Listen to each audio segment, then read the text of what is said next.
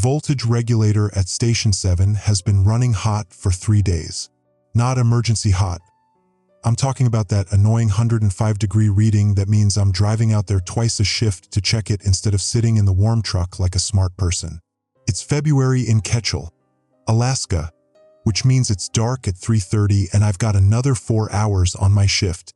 The regulator's a Siemens unit from 2007, back when they still made them with decent thermal margins. Should be handling this load easy. Except it's not the load. I know that now. I'm Greg Nolan. Been working for Copper Valley Electric for 16 years, ever since I moved up here from Tacoma after the divorce.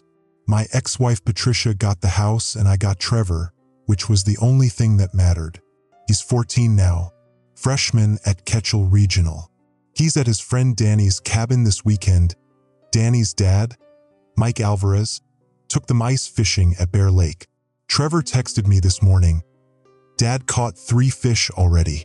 Danny caught 0. It's hilarious. That's my kid, always keeping score. The aurora's been crazy the last few nights. Green curtains so bright you can read by them. I'm not a tourist about it. Lived here long enough that I don't pull over to take pictures. But these are different. There's purple in them, red edges, and the AM radio's been absolute garbage. Just static and occasional bleed-through from Russian stations. Station 7 sits 12 miles outside town, up a service road that I've driven so many times I could do it asleep, which I almost am. It's 7:47 p.m. I've got the heater in the F-250 cranked, but my Carhartt jacket's still damp from checking the connection boxes at Station 4 earlier. Coffee from the Tesoro station is cold. Tastes like they haven't cleaned the pot since Christmas. The road. I know this road. There's a mile marker every quarter mile because the state DOT over-engineers everything. Marker 47 means I'm 3 minutes out from the station, and that's where I see the first one. Compass on my dashboard. I keep it there because the GPS cuts out up here more than Copper Valley Electric wants to admit. The needle's spinning. Not drifting, spinning, like there's a magnet underneath it doing circles. I tap it. Needle keeps spinning. That's not right. I'm slowing down, 40 miles an hour, 35, and the aurora's so bright now it's turning the snow blue-green. I can see the station ahead, the chain link fence, the transformer housings, and something standing next to the fence. No, not standing. Moving wrong. I stopped the truck 50 yards out, put it in park. The diesel's rattling and I can hear the AM radio static getting louder even though I turned it down. The compass needle's spinning so fast it's a blur. The thing by the fence is a person. I can see that now, but they're walking like their knees don't bend right, like their hips are locked. I've seen that before. Old Mrs. Haverman from the grocery store. She had both hips replaced last year and walked like that for months during PT. Stiff. Mechanical. I grab my mag light from the door pocket. 4D cells. The good one. And I'm out of the truck because that's my station and whoever's out there doesn't belong near my equipment. The cold hits like a wall. -12. The wind's picking up. Hey, this is Copper Valley Electric property. My voice sounds weird. Flat. The aurora's crackling now. I can hear it. That's wrong too. Aurora don't make sound except during the big storms, and those happen maybe twice a year. Just wearing a parka, jeans, boots that look like sorrels, and the face. The face is gray, not pale, gray, like meat that's been in the freezer too long. And it's walking toward me now, that same stiff-legged gait, and there's something wrong with the mouth. It's open, too wide, like the jaws dislocated. I'm backing up, keys still in the truck, 20 feet away. The thing's 15 feet from me now and I can see its eyes. Clouded, white, cataracts or something worse. The maglight's beam hits it full on and I see the metal. Surgical pins in the neck, shining, fresh-looking despite the gray skin. And something in the chest, pacemaker bulge on the left side, like my Uncle Ron had before he died in 2019. Uncle Ron's buried in Anchorage, This isn't Uncle Ron. The thing lunges, not fast but determined, arms out, hands grasping, and I'm running. Fuck the equipment, fuck the station. I'm in the truck, door slammed, locks down. It hits my door with both hands. No sound, no moan, just impact. The hands are gray and the fingernails are black, and there's a wedding ring on the left hand. Gold, scratched. I'm in reverse, tires spinning on the ice. The thing's still coming. Then the aurora pulses, bright enough to hurt, and lightning hits. Not lightning from clouds, lightning from the aurora. Straight down, purple-white. It hits the thing and the thing lights up like a transformer overload. Every metal implant glowing. The pacemaker, the surgical pins. Something in its jaw that I didn't see before. It's a lightning rod. A walking lightning rod. The thing drops, smoking. I'm on the road, doing 60, 70. The station's behind me and I'm not thinking about voltage regulators anymore. My phone's on the passenger seat. 3 missed calls from Valerie Kern. She runs dispatch for Copper Valley Electric. I'm calling her back, hands shaking. The aurora's everywhere now, filling the sky, red and purple and green all at once. Greg, Jesus, where have you been? Valerie sounds panicked. She never sounds panicked. She worked air traffic control in Fairbanks before taking this job. Station 7. There was someone, at the fence. Don't go back there. Don't go near any of the stations. She's breathing hard. We're getting reports all over the region. People, Greg, they're saying people are coming out of the hospital morgue, out of Pinewood Cemetery. They're walking. What? The medical implants. The geomagnetic storm's doing something to them. They're attracting the aurora strikes. Every time lightning hits, they get up. We've got 6 confirmed in town. Fire department's trying to hold on. Static. The line cuts. I'm doing 80 now. Town's 15 miles out. Trevor's at Bear Lake. That's 40 miles past town. But Bear Lake Cabin's got a landline. Mike's old school about that stuff. Keeps a corded phone in case cells go down. I'm dialing Mike's cabin. Ringing. Hello, it's Trevor. Thank Christ it's Trevor. Trev, it's Dad. You guys okay up there? Yeah, we're fine. Aurora's insane though. Danny's dad says he's never seen it like this. We can hear it crackling, like bacon frying. It's so cool. Listen to me. I need you to stay inside. Lock the doors. Don't go outside no matter what you see. Dad, what's wrong? Just stay inside. I'm coming to get you. I'll be there in an hour, maybe less. Just stay inside. Okay, but the line goes dead. Not static, just dead. I'm calling back. No signal. The phone says no service, even though I'm on the main highway now and there's always service here.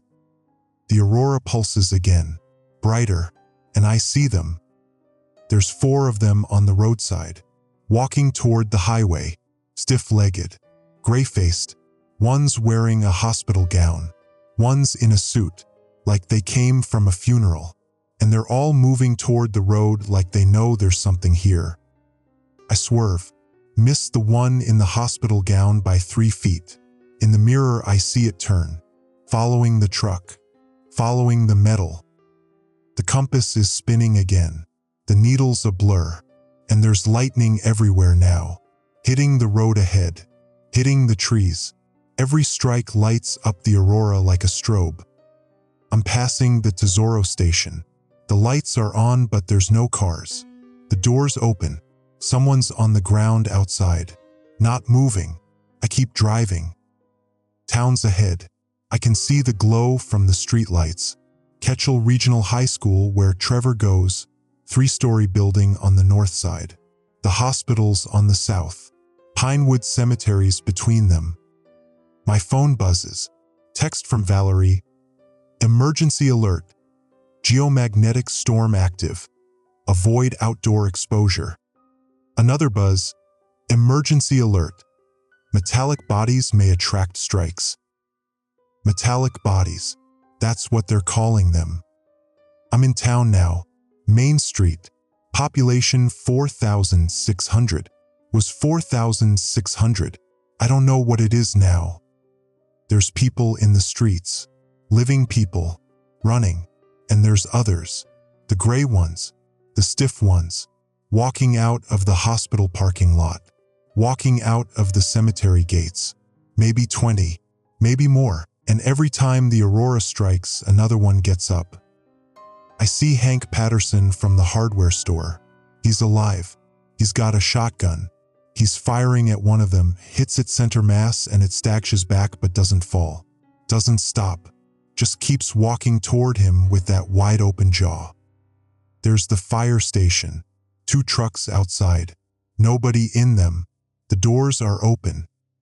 I'm pulling into the Copper Valley Electric Yard. The office lights are on. Valerie's car is here. So's my supervisor's truck. Tom Brightwood, 30 years with the company. If anyone knows what to do, it's Tom. I'm inside. The door locks behind me. Valerie's at her desk. Tom's by the window with binoculars. There's 6 other people. I recognize Janet from accounting, 2 line workers I don't know well, and the Piedmont family from down the street. Mom, Dad, 2 kids. The kids are maybe 6 and 8. Greg. Tom lowers the binoculars. Your boys at Bear Lake? Yeah, I can't reach him. Line's dead. Lines are dead everywhere. Electromagnetic interference. He hands me the binoculars. Look at the cemetery. I look. There's 30 of them now, coming up out of the ground. Some are fresh, still have color in their skin. Others are old, really old, but they all have one thing in common. Metal. I can see it glinting in the aurora light. Fillings, surgical pins, hip replacements, pacemakers. Every piece of metal in their bodies is lit up like Christmas. State emergency services sent a fax before the phones went down, Tom says. He hands me a piece of paper, thermal fax paper, curling at the edges. I read it. Alaska Division of Homeland Security. Geomagnetic Emergency Protocol. Electromagnetic reanimation confirmed in multiple locations. Avoid contact with reanimated subjects. Metal implants act as electromagnetic conductors. Subjects attracted to living electrical fields. Subjects will pursue heat signatures and metal sources. Do not engage. Seek shelter. There's more, but I stop reading because the words reanimation confirmed keep bouncing around in my head. They knew, I say. They knew this could happen. Tom nods. There's a study from 2018, Geomagnetic Storms and Medical Implant Interference. It was theoretical. Some physicist at University of Alaska figured out that a strong enough storm could induce current in implanted metal.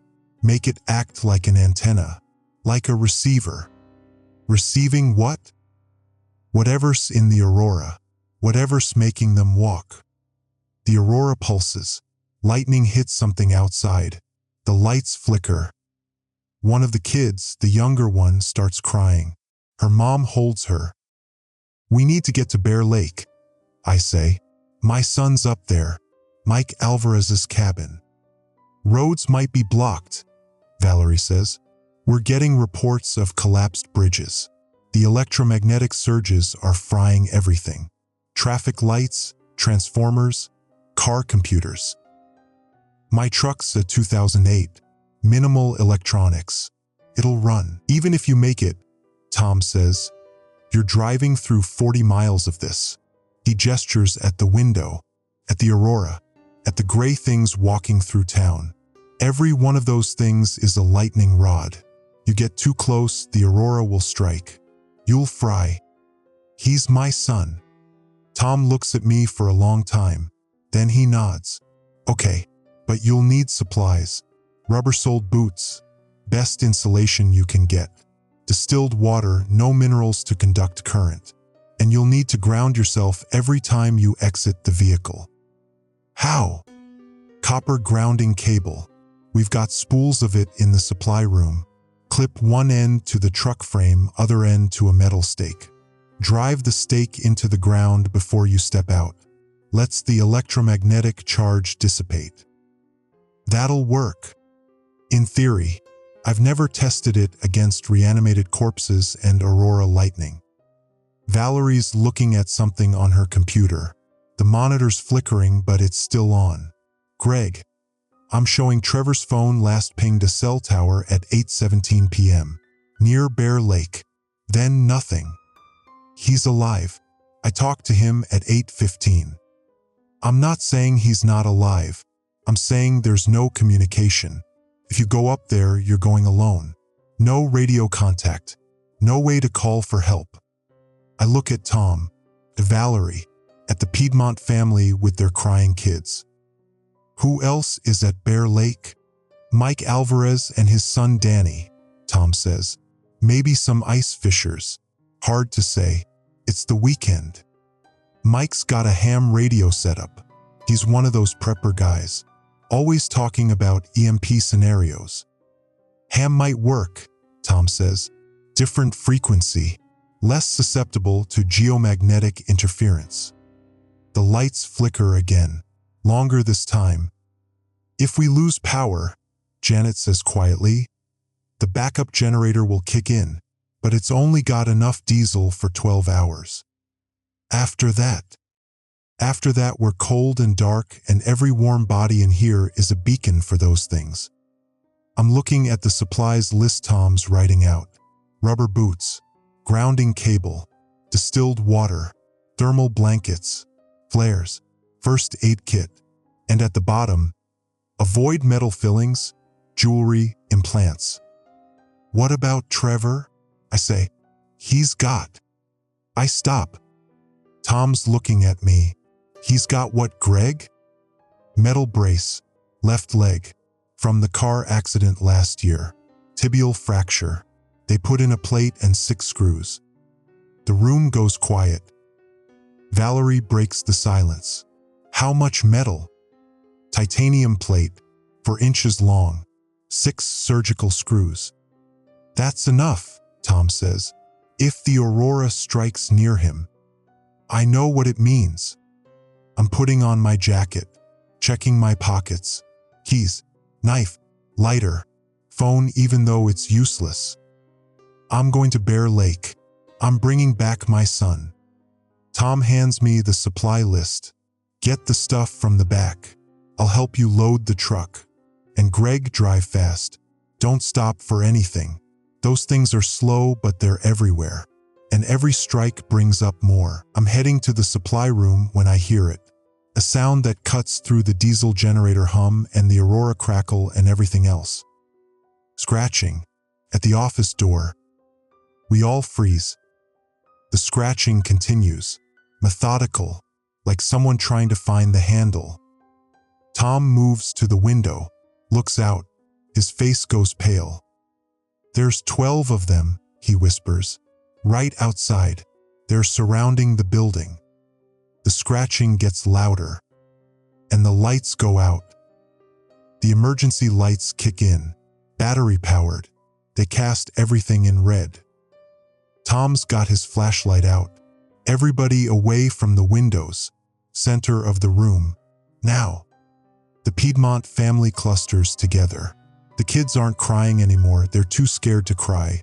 Janet's praying. I can hear her whispering Hail Marys.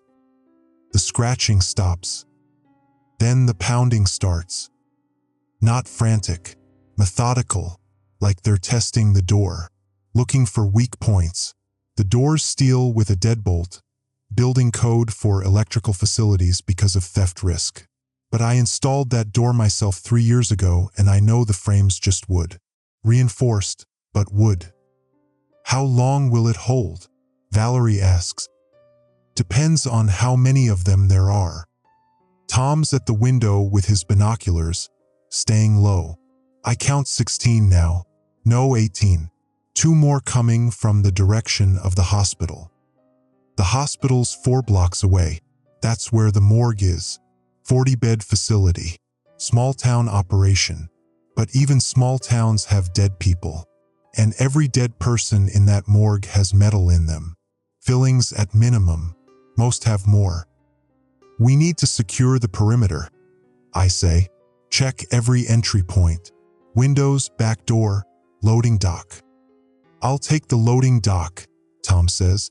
Valerie, you check the back offices. Greg, you handle the supply room. I'm moving before he finishes talking. The supply room's in the back, 20 by 30 feet, floor-to-ceiling metal shelving with electrical components. Wire spools, circuit breakers, fuses, transformers. And in the corner, the door to the loading dock. The door's got a window, wire-reinforced glass. I look through it. Empty. Just the loading dock and the parking lot beyond. My truck's out there, 50 feet away. Tom's truck next to it. Valerie's Subaru. No gray faces, yet. I'm checking the lock when I hear the voice. Greg Nolan. I spin. Nobody there. Just the shelves and the supplies and the HAM radio. Old Kenwood unit on the shelf above the electrical tape. Tom keeps it here for emergencies. Red LED light glowing. Someone's broadcasting. I grab the handset. This is Greg Nolan. Who's this? Lieutenant Rachel Ostroff, Alaska State Troopers, Fairbanks Station. Are you at the Copper Valley Electric Facility in Ketchel? Yeah, we've got, I count in my head, 9 people here. Those things are outside, trying to get in. Copy that. We're coordinating emergency response. How many subjects in your vicinity? 18 visible from the front. Don't know about the rest of town. Understood. Are any of your people metalwork intensive? Implants? Plates? Paste devices? No, we checked. But my son, he's at Bear Lake, 40 miles northeast. He's got a tibial plate, 6 surgical screws, titanium. There's a pause. I can hear other voices in the background. Radio chatter. Bear Lake is outside our operational zone, Ostroff says. We're locked down in Fairbanks. Same situation here. Geomagnetic storm reanimating implant subjects. We estimate 500 active in the metro area. 500. Fairbanks has 30,000 people. What's causing this? Ask. The electromagnetic field? We have a theory. I'm putting you through to our consultant.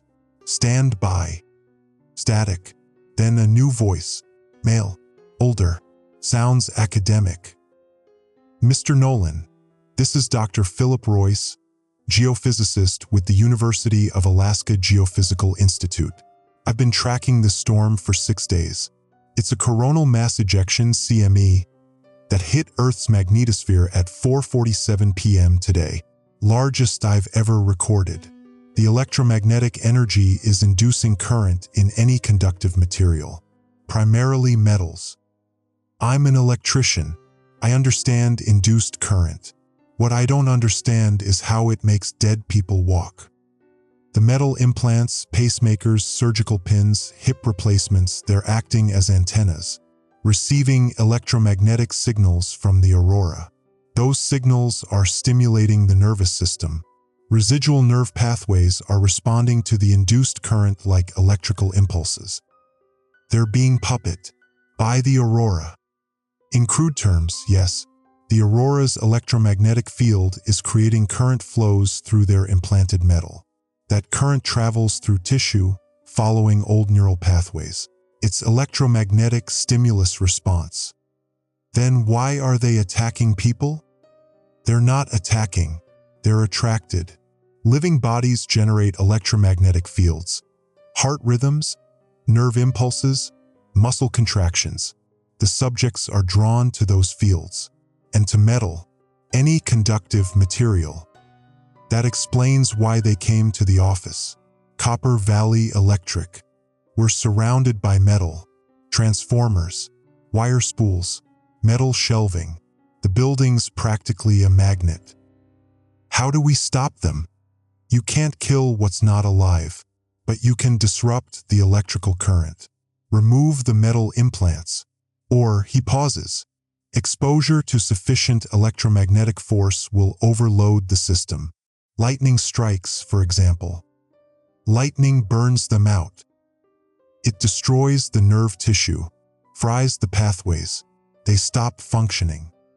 So we wait for lightning to hit them. The aurora's striking constantly. Every subject will be hit eventually. The problem is reanimation speed is accelerating. Every surge brings up more, and the storm's intensifying. We estimate it will peak in approximately 4 hours. For hours. It's 9:20 p.m. now. Peak at 1:20 a.m. What happens at peak? The electromagnetic field will be strong enough to reanimate subjects with minimal metal. Fillings only, maybe even crowns and jewelry. That expands the subject pool exponentially. Every cemetery, every hospital, every funeral home in Alaska. Every cemetery. I'm thinking about Pinewood. There's 300 graves there, some dating back to 1890 when Ketchel was first settled. Not all of them had metal. Dental work wasn't common in the old days. But the recent ones, last 20 years, everyone's got fillings, crowns, bridge work. How many total? Asked. In Alaska, if the storm reaches peak intensity, we estimate 12,000 reanimated subjects. Statewide, 12,000 walking corpses. Mr. Nolan? It's Lieutenant Ostroff again. We're recommending shelter in place. Secure location. Avoid outdoor exposure. Don't approach subjects. Don't engage. My son's at Bear Lake. I'm going to get him. I understand your concern, but travel is extremely hazardous. Roads are compromised. Electromagnetic interference is disabling vehicles. We've lost contact with multiple units attempting transport. My truck's a 2008 F-250. Mechanical fuel injection. Minimal electronics. It'll run. Even if your vehicle functions, you'll be driving through active subject zones. And your son's implant makes him a target. If the aurora strikes near him, I know what happens. That's why I'm getting him now, before it gets worse. There's another pause. Voices in the background. We can't authorize that, Ostroff says. But I can't stop you either. If you attempt travel, maintain ham radio contact on frequency 146.520. That's our emergency coordination channel. It's less affected by geomagnetic interference. Copy. 146.520. And Mr. Nolan? The State Emergency Operations Center sent a classified brief 3 hours ago, before communications went down. It contained information about this scenario. What information? Contingency planning for electromagnetic reanimation events. The state's known this was possible since 2018. They chose not to publicize it, didn't want to cause panic, didn't allocate resources for prevention. They knew. Dr. Royce mentioned a study. The state had it. They knew this could happen and they did nothing. Lieutenant, when this is over, there will be accountability. Right now, focus on survival. Ostroff out. The radio goes silent. I'm staring at it, at the red LED light, at my own reflection in the wire-reinforced glass of the loading dock door. They knew. Tom's voice on my personal radio. Greg, we've got a problem. Front door frame's cracking. We need to reinforce it. Now. I'm grabbing supplies. 2x4s from the lumber rack. Cordless drill, battery-powered. Should work. Box of 3-inch screws. Back in the main office, Tom's got the desk pushed against the door. The pounding's constant now. The door frame's splintering around the deadbolt. Brace it across the frame, Tom says. 3 points, top, middle, bottom. I'm drilling. The 2x4's pressure-treated lumber. Takes the screws well. First brace goes in. The pounding continues, but the door's not flexing as much. Second brace. Tom hands me another board. The lights flicker. The emergency battery system's draining. One of the Piedmont kids, the older one, maybe 8 years old, asks her mom, "Why are they trying to get in?" Her mom looks at me. Tom. She doesn't know what to say. "They're attracted to the metal," I tell the kid. "This building's full of electrical equipment. It's like a magnet to them." "Will they eat us?" "No, they don't eat. They just walk. They're attracted to living people because we make electrical signals. Your heart, your nerves, we're like batteries to them." "Can they think?" "No, they're not thinking. They're like machines, following programming." The kid considers this. "Like robots?" "Yeah, like robots." It's not exactly right, but it's close enough. And it seems to calm the kid down. Third brace goes in. The door's holding, for now. Tom's looking at the supplies I brought from the back. "You're really doing this? Going to Bear Lake?" "Yeah." "Take Valerie with you. She knows emergency protocols, and she's good in a crisis." "Tom, I can't ask her to." "You're not asking. I'm assigning." He raises his voice. "Valerie, you're going with Greg. Get your emergency kit." Valerie looks up from her computer. The roads are blocked. "Greg's got a plan. Tell her, Greg. Route 7 is compromised, but Route 12 might be clear.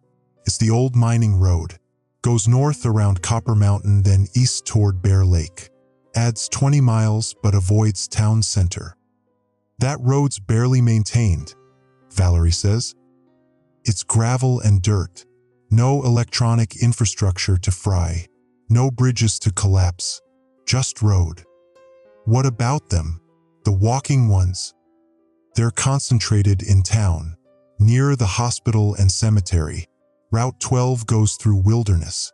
Less population density means fewer reanimated subjects." "Fewer isn't zero." "No, but it's better odds than driving through downtown." Valerie's gathering supplies. Emergency medical kit. Road flares. CB radio. Older model. No computerized components. She's practical. That's why Tom hired her.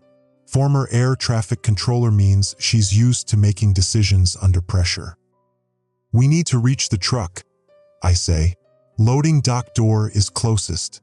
50 feet to the vehicles." "They'll see us," Valerie says. "Yeah, but they're slow. We run, we make it." Tom's checking his watch. "I'll create a distraction. Bang on the front window. Draw them around to this side. Give you a 30-second window." "That's risky." "Everything's risky, but your son's out there. That's not risky. That's necessity." I'm loading supplies into a canvas bag. Rubber boots, Tom's right, best insulation. Grounding cable, 3 lengths, 50 feet each. Distilled water jugs. Thermal blankets. Flares. First aid kit. And bolt cutters, just in case we need to cut through chain link. The HAM radio crackles. "Copper Valley Electric. This is Bear Lake emergency frequency. Anyone reading?" I grab the handset. "This is Greg Nolan, Copper Valley Electric." "Who's this?" "Mike Alvarez." "Greg, thank God. We're okay up here, but the aurora's crazy. We can see strikes hitting the ice. Is Trevor's dad there?" "That's me, Mike. Trevor okay?" "He's fine. Both boys are fine. But Greg, there's something wrong with the fish." "The fish?" "The ones we caught. They've been dead for hours. But when the aurora hits the ice, when the lightning strikes the lake, the fish start moving, twitching, like they're alive again. The metal. Fish have bones. Not surgical implants, but calcium. And in fresh water, especially mineral-rich Alaskan lake water. Calcium can conduct electricity. Mike, listen to me. Don't go outside. Keep the boys inside the cabin. Lock the doors. I'm coming to get Trevor. Roads are washed out. We tried to leave an hour ago. Bridge on Route 7 collapsed. We came back to the cabin. I'm taking Route 12. Mining Road. Should be clear. That road's a mess this time of year. It's the only option. I'll be there in 2 hours. Maybe less. Greg, there's something else. We've been hearing noises outside, like someone walking around the cabin. But when I look, there's nobody there. Just tracks in the snow. And the tracks, they're weird. Dragging. Like someone's leg doesn't work right. Dragging leg. Stiff-legged gait. Don't open the door, I say. No matter what you hear, I'm on my way. I clip the ham radio to my belt. Grab the supply bag. Valerie's ready. She's got a knife on her belt. Folding buck knife, good steel. Tom's at the front window. I'm starting the distraction in 30 seconds. When I bang on the glass, you run. Don't look back. Get in the truck and go. Tom, I've got these people to look after. You've got your son. That's how this works. Now get ready. I'm at the loading dock door. Valerie's behind me. I can see my truck through the wire-reinforced glass. Keys in my pocket. Remote unlock won't work. Battery's probably dead from the electromagnetic interference. I'll have to unlock manually. Tom bangs on the front window. Once, twice, 3 times. Shouting. The pounding on the front door stops. I hear movement outside. Shuffling. Dragging feet on asphalt. Go, Tom says on the radio. I'm through the door. Cold air hits. Aurora overhead so bright it hurts. Valerie's right behind me. 25 feet to the truck. 20. 15. The gray faces appear around the corner of the building. 6 of them. No, 8. Coming fast. Well, fast for them. That stiff-legged gait eating up ground. Key in the door. Manual lock. Turn. Click. Door open. Valerie's in the passenger side. I'm in the driver's seat. Door locked. Engine starting. Diesel catches. Thank God for mechanical fuel injection. One of them hits my window. Gray hand. Wedding ring. Hospital bracelet still on the wrist. The mouth opens. That too wide jaw. No sound. Just movement. I'm in reverse. Tires spinning. Gravel flying. The thing falls. I'm in drive. Out of the parking lot. Onto the access road. Valerie's breathing hard. Jesus Christ. Jesus Christ. You good? No, but I'm functional. Route 12's 3 miles north. Through residential area. I'm taking back streets. Avoiding downtown. Avoiding the hospital. But I can't avoid the cemetery. It's on the left. Chain link fence. Iron gates. And the gates are open. I can see them. Dozens of them. Coming up out of the ground. Some are crawling, too damaged to walk. Others are upright. Walking. All heading toward the road. Toward the living. Don't stop, Valerie says. Whatever you do, don't stop. I'm not stopping. The aurora strikes. Right in the middle of the cemetery. Purple lightning. 3 corpses light up.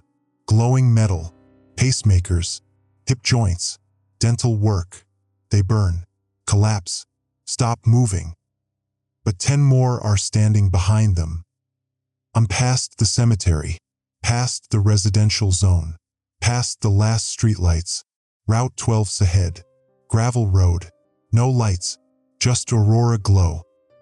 And in my rearview mirror, I can see Ketchel burning. Not fire.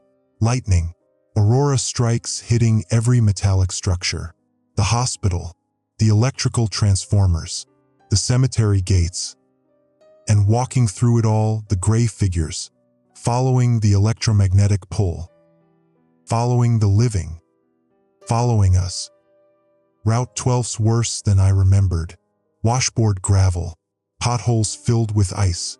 The F-250 shocks are taking a beating and we're only 2 miles in. Valerie's gripping the oh-shit handle above her door. The aurora's so bright I don't need headlights. Everything's lit up purple-green. The HAM radio crackles. All units, this is Fairbanks coordinating. Storm intensification confirmed. Peak now estimated 12:47 a.m. That's 30 minutes earlier than Dr. Royce predicted. And it's 9:52 p.m. now, less than 3 hours. Greg, Valerie's pointing ahead. Slow down. There's something in the road. 2 somethings, gray shapes, stiff-legged, standing in the middle of the gravel like they're waiting. I slow to 20 miles per hour, 15. The headlights catch them full on. One's wearing a Carhartt jacket like mine, jeans, work boots. The other's in a dress, floral pattern, church clothes. Both have that same gray skin, same white eyes, same too wide jaw. They're blocking the road, Valerie says. They're not smart enough to block roads. They're just standing there. Can you go around? The shoulders narrow, trees on both sides. I could try threading between them and the tree line, but if I misjudge it, if the truck slides on ice, we're stuck. I'm going through, I say. Through them. They're dead. They don't feel pain, and we can't stop. Accelerate. 30 miles per hour. 40. The one in the Carhartt jacket turns toward us, arms reaching out, then impact. The truck shudders, thump against the front bumper. In the mirror, I see the body tumbling. The one in the dress is still standing. I swerve, miss it by inches. Jesus, Valerie whispers. You okay? That was a person. That was a corpse, animated by electromagnetic current. Not a person. It was somebody's husband, somebody's father. That jacket, that's Terry Mankiewicz. He worked at the lumber mill. Died last month. Heart attack. Terry Mankiewicz. I knew him. Bought 2x4s from him. Good guy. Always gave me contractor discount. Now he's roadkill. I'm sorry, I say. Don't be sorry. Just drive. We're 6 miles in. The road's climbing. Copper Mountains on our left.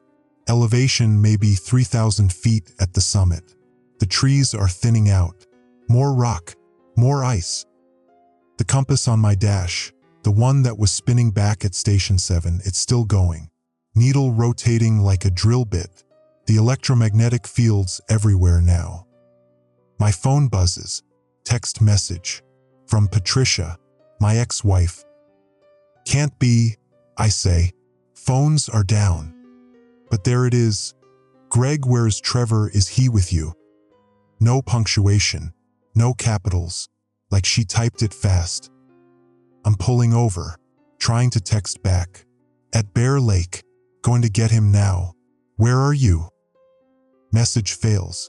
Not delivered. I try calling. No signal. How did she send that? Valerie asks. I don't know.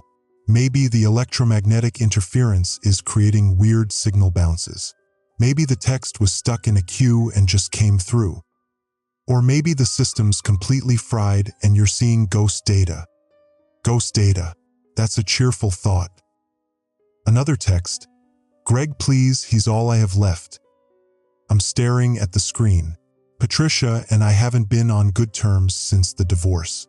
She wanted custody of Trevor, but the judge gave it to me. She was drinking too much back then, but she cleaned up. Did 90 days at a facility in Anchorage. Got a job at a dental office. Secretary work. We're civil now, mostly. But this message, there's something wrong about it. Patricia always uses punctuation. She's particular about that.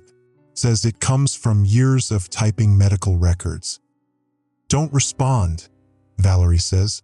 Focus on driving. She's right. I'm pocketing the phone. Back on the road. Mile marker 8. The road's leveling out. We're past Copper Mountain now. Heading northeast. Tree lines back. Dense spruce forest on both sides. The HAM radio crackles again. This is Lieutenant Ostroff, Fairbanks coordinating. We have confirmation. Subject density increasing in population centers. Repeat, increasing. Estimate now 200 active subjects in Fairbanks Metro. 70 in Juneau. 43 in Ketchel. 43 in a town of 4,000. That's 1%. Doesn't sound like much until you realize that's 43 walking corpses that want to get near living people. Greg, how many people do you think are at Bear Lake right now? Valerie asks. Hard to say. Mike's cabin. Maybe 3 or 4 other fishing groups. Call it 20 people total. And how many bodies buried near there?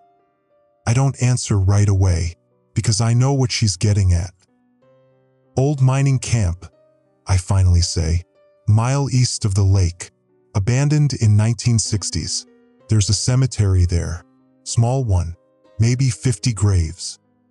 50. Yeah. And if the storm peaks, if it gets strong enough to reanimate subjects with minimal metal, those graves are old. Most won't have metal. Most. Right? Most. We're both doing the math. 50 graves. Even if only 10% have metal fillings, wedding rings, belt buckles, that's 5 walking corpses. Near my son. Near Mike and Danny. Faster, Valerie says. I'm already doing 60 on a gravel road that's barely 1 lane wide. The truck's fishtailing on ice. I ease off. 55. The aurora's pulsing now. Regular intervals. Every 30 seconds. Like a heartbeat. Mile marker 12. Halfway to Bear Lake. That's when I see the truck. It's off the road. Driver's side against a spruce tree. Front end crumpled. Steam rising from the hood. Recent wreck. Had to be within the last hour. Should we check it? Valerie asks. No. We keep moving. There might be survivors. There might be, but we don't have time. Greg. My son's at Bear Lake with a titanium plate in his leg. Every minute we waste is a minute closer to peak storm, to maximum reanimation. If we stop for everyone we see, Trevor dies. That's the math. Valerie looks at the wrecked truck. And me, back at the truck. Okay, she says. Keep driving. But I'm slowing down anyway, because something's moving near the wreck. Someone, crawling out from the passenger side. I stop, window down, cold air rushing in. Hey, you okay? The person stands. It's a woman, maybe 30, parka, jeans. She's limping, favoring her left leg. She looks at me and her face. Not gray, not white-eyed, alive. Help me, she says. Please, my husband's still in there. I'm out of the truck. Valerie's behind me. We're at the wreck. The driver's side door is crushed. I can see the driver through the spider-webbed windshield. Male, 40s, not moving, blood on his face. He's breathing, the woman says. I checked, but I can't get him out. The door won't open. I'm trying the passenger door. It opens. Crawling inside. The driver's pinned. Steering wheels pushed in from the impact. His chest is trapped. Can you pull the steering wheel back? The woman asks. It's not mechanical. Electric tilt. And the battery's probably fried from electromagnetic interference. Then how do we get him out? I'm looking at the steering column, at the pinch points, at the way the metal's bent. We don't, I say, not without hydraulic tools, jaws of life. Then go get them. Nearest fire station's back in Ketchel, 12 miles, and Ketchel's overrun with reanimated subjects. What? I'm backing out of the truck. standing, the woman staring at me. The Aurora, I say. It's reanimating corpses. Anyone with metal implants. They're walking, attracted to living people. You need to come with us. We'll take you to Bear Lake. There's a cabin there with emergency radio. I'm not leaving my husband. Ma'am, if he's still breathing, he might have time. But standing here, out in the open. The Aurora pulses. Lightning strikes a tree 50 yards away. The tree explodes, burning splinters raining down. That's why you need to come with us.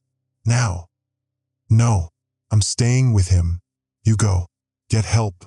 Send someone back. I look at Valerie. She shakes her head. We both know what that means. Nobody's coming back. Not tonight. Maybe not ever. What's your name? I ask the woman. Lauren. Lauren Petsky. I'm Greg Nolan. This is Valerie Kern. Lauren, I've got a son at Bear Lake. He's 14. He's got a metal implant in his leg. If the storm peaks, if the electromagnetic field gets strong enough, that metal's going to attract lightning. If I'm not there to protect him, he dies. So I can't stay here. I can't help your husband. I'm sorry. Lauren's face crumples. Please. He's all I have. I know, but my son's all I have too. I'm walking back to the truck. Valerie's following. I can hear Lauren behind us. You're just leaving him? Just like that? I stop, turn around. Your husband, what's his name? Brandon. Does Brandon have any metal implants? Pacemaker? Surgical pins? No, he's healthy. Never had surgery. Then he's not a target. The reanimated subjects don't care about him. They're attracted to living electromagnetic fields, but they prioritize metal. If he stays in the truck, if he stays quiet, he's got a chance. A chance? Better than being out in the open. And me? You've got metal in you.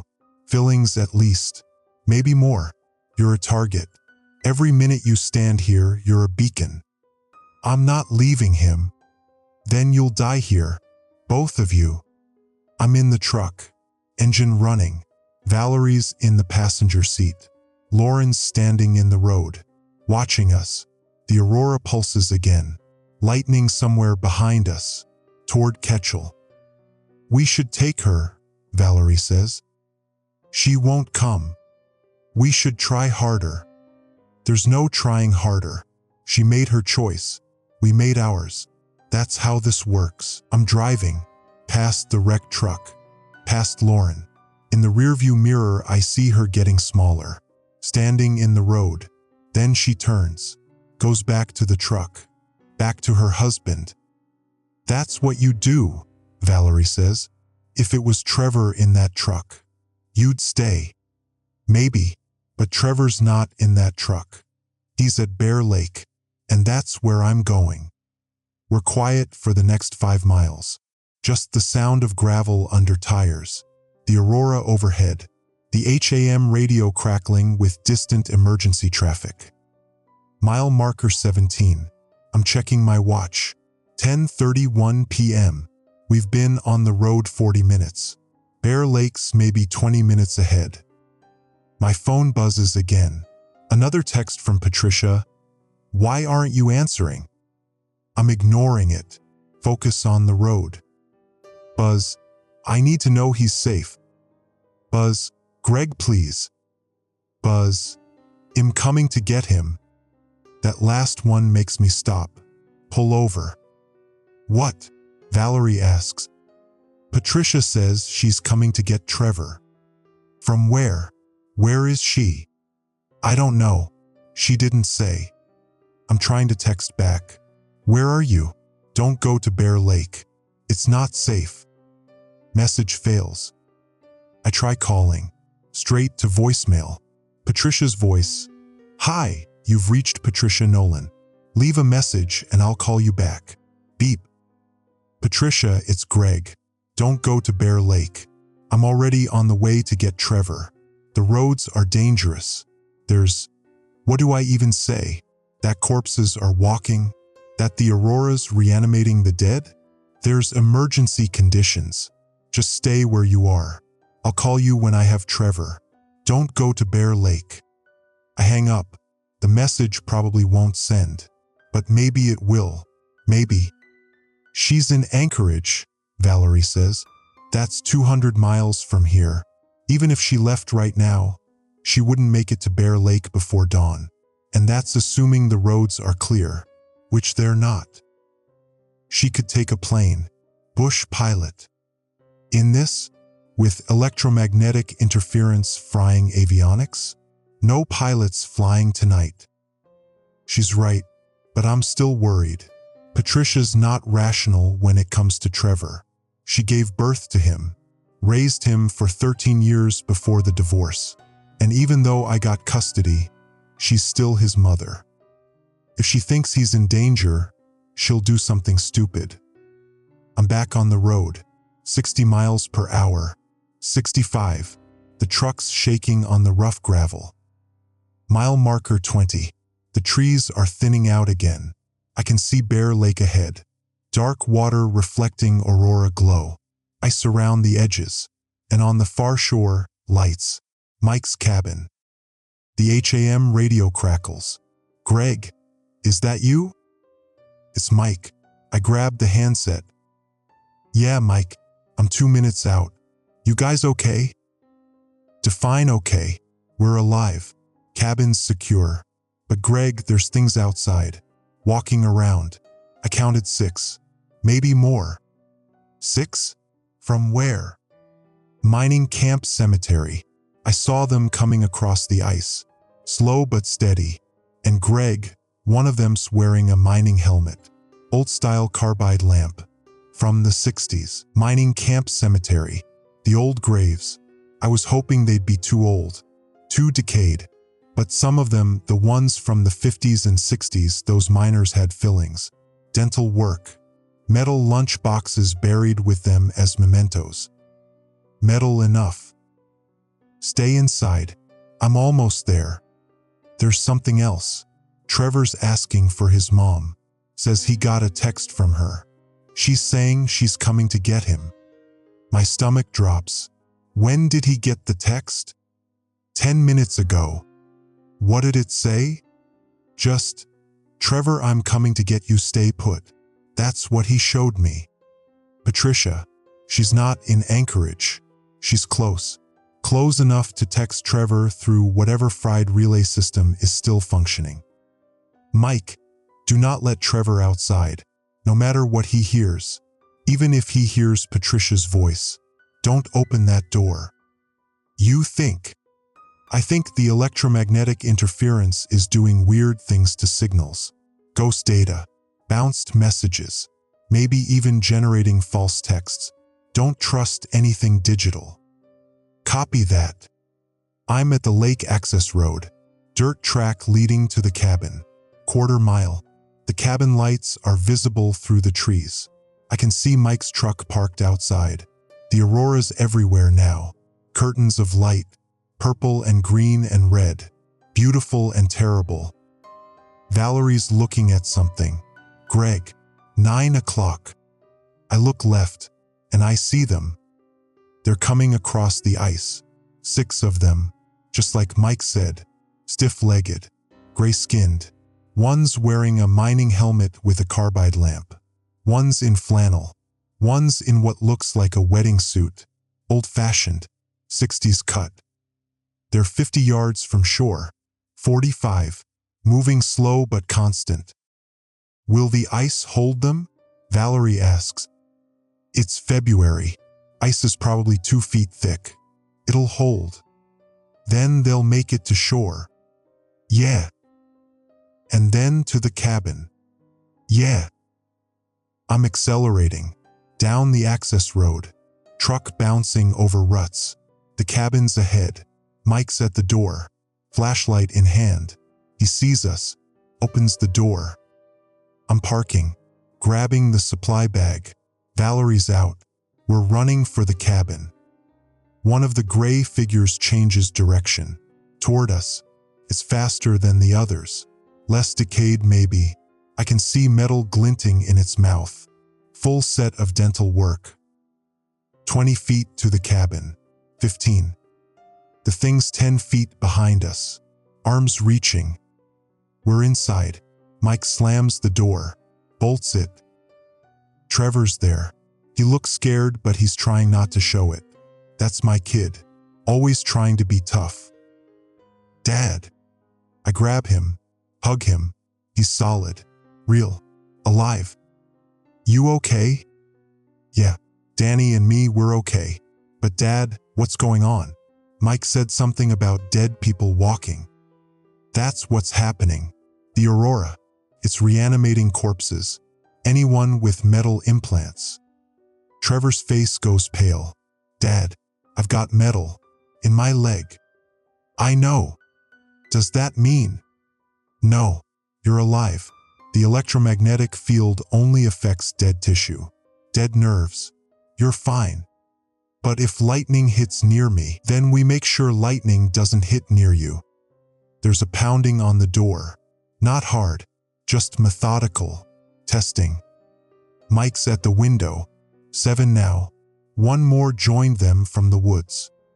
What about the mining camp? Ask. How many graves are up there? 53. I counted them last summer when I was scouting deer trails. 53 graves. If even 10% reanimate, that's 5 more. Added to the 7 already here. 12 total. Against 4 adults and 2 kids. And we've got maybe 2 hours before the storm peaks. Before the electromagnetic field gets strong enough to reanimate subjects with minimal metal. Before every cemetery in Alaska starts emptying. We need to leave, I say. Get everyone in the truck. Drive back to Ketchel. Find somewhere defensible. Ketchel's overrun, Valerie says. You saw it. 43 subjects. Maybe more by now. Then Fairbanks. Fairbanks has 200. Then where? Nobody answers. Because there's nowhere safe. Not tonight. Not until the storm passes. Not until the electromagnetic field weakens enough that the corpses stop moving. And according to Dr. Royce, that won't happen until dawn. 6 hours from now. 6 hours in a cabin surrounded by walking dead. Trevor's looking at me. Dad, Mom texted. She said she's coming to get me. I know. I got texts too. But son, I don't think those texts are real. What do you mean? The electromagnetic interference, it's scrambling signals, creating ghost data, messages that seem real but aren't. But it came from her number. I know, but the system's fried. Could be pulling old messages, recombining them, generating false data. Trevor's pulling out his phone, showing me the screen. The text is there. Trevor, I'm coming to get you, stay put. From Patricia's number. Timestamp, 10:23 p.m. She wouldn't say that, Trevor says. Mom always uses punctuation. She's weird about it. He's right. Patricia's particular about punctuation, about grammar. This text is wrong. But it came from her number. Maybe she typed fast, I say. Emergency situation. Didn't bother with punctuation. Or maybe it's not really from her. Yeah, maybe. The pounding on the door continues. Mike's checking the windows. They're surrounding the cabin. I count 9 now. 9. Which means 2 more came from somewhere. Woods maybe. Or the ice. How long will the door hold? Valerie asks. Mike looks at the door. Heavy wood. Reinforced. Good locks. Long enough. The windows are the weak points. Single pane. If they figure out they can break through glass. Can we board them up? Ask. With what? I've got some plywood in the shed. But the shed's outside. Outside, where 9 corpses are shuffling around, attracted to our living electromagnetic fields, our warmth, our metal. We could try running for it, Danny says. He's Mike's son, same age as Trevor. Skinny kid, glasses, looks terrified. Running where? Mike asks. Truck fits 6 people maximum. For adults, 2 kids. Tight but doable. But we'd have to get to it. And they're between us and the vehicles. We could create a distraction, Valerie says, like Tom did. Draw them away from the truck. With what? Flares, noise, something to pull their attention. They're attracted to metal and electromagnetic fields, I say, not light or sound. Then what attracts them? I'm thinking about Station 7, about how that first corpse came straight for me, for my truck, for the metal equipment.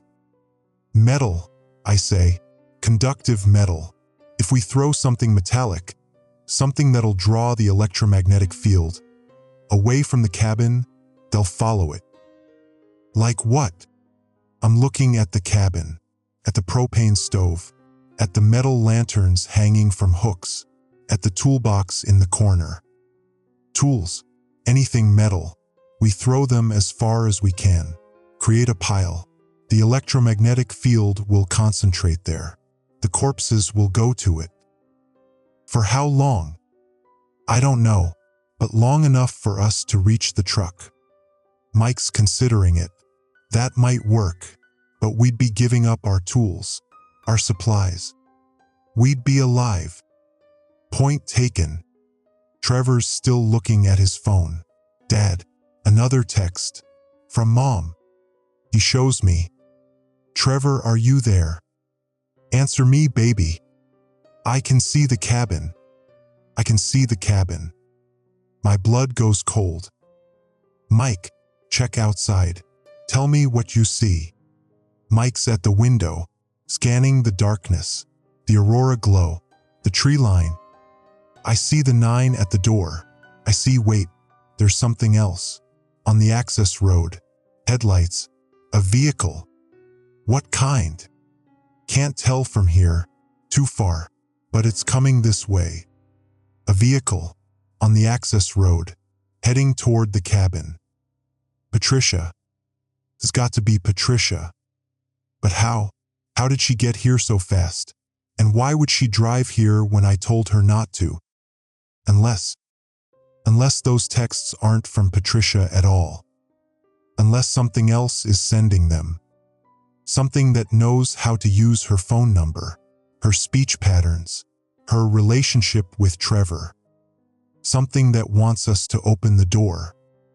The vehicle's getting closer. I can hear the engine now. Diesel, like my truck. Dad, Trevor's voice is small. Is that Mom? I don't know. Should we go outside?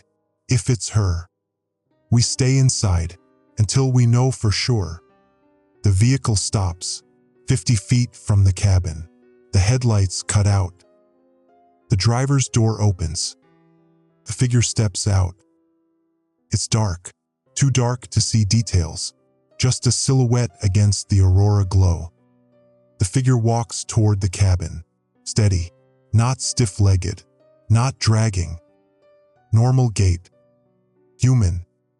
Trevor's at the door. Mom! Trevor, wait! But he's already unlocking it. Mom! The door opens, and I see her face in the aurora light. Patricia. Gray skin. White eyes. Too wide jaw. And in her chest, visible through the open parka, glinting metal. Pacemaker. Patricia had a heart condition. She got a pacemaker installed 2 years ago. I remember because it was right before the divorce. I drove her to the surgery, waited in the hospital. She was scared. Now she's dead, and she's reaching for Trevor. Son, I'm moving, grabbing Trevor, pulling him back. Mike's slamming the door, but Patricia's arm is through, gray hand clutching at Trevor's jacket. Mike's pushing the door, Patricia's arm trapped in the gap, but she doesn't react, doesn't pull back, just keeps reaching. Cut it, Valerie's shouting. Cut the arm. Mike has a hatchet, fire axe from the wall mount. He's raising it. Wait, Trevor's screaming. That's my mom. That's not your mom, I'm saying. Not anymore. The axe comes down. Patricia's arm severs. Clean cut. The hands still clutching Trevor's jacket. Gray fingers. Wedding ring still on.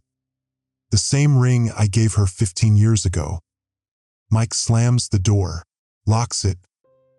Trevor's crying. I'm holding him. The severed hand still on the floor where it fell. Still twitching. Fingers flexing. Like it's still trying to grab. Outside, Patricia's pounding on the door. Not methodical anymore. Frantic. Both arms now. Well, one arm and a stump. And through the window I can see her face. She's not looking at the door. She's looking at Trevor. At the metal in his leg. My son. My son is a lightning rod. And the storm hasn't even peaked yet. Trevor won't look at the severed hand.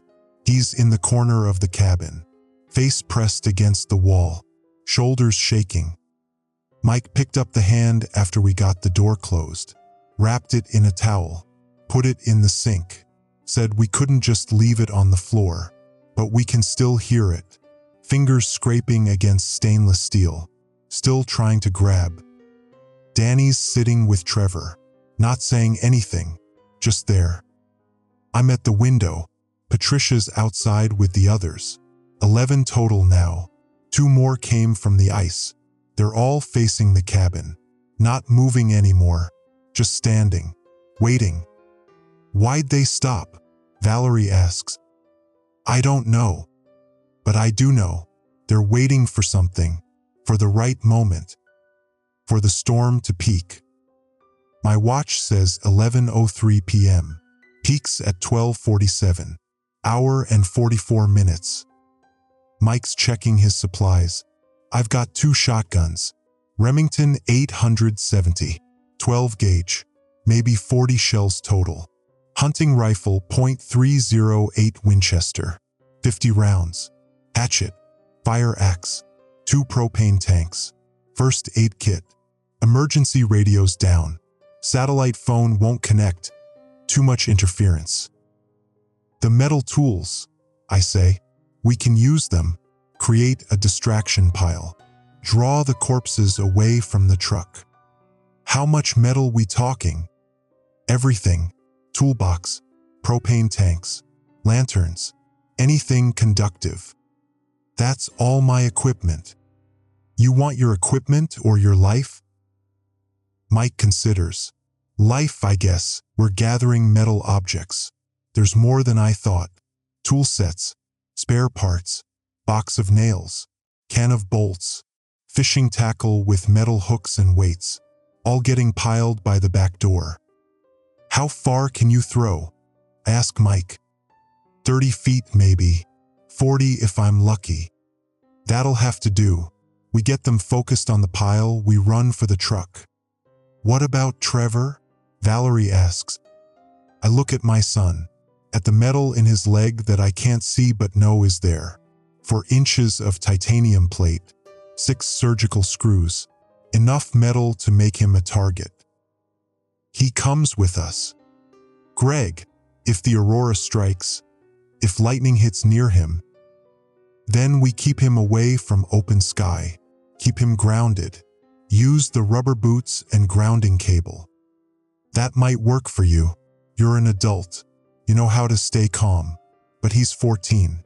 He's terrified. And he just watched his mother's arm get cut off. I don't have an answer for that. Trevor's voice from the corner.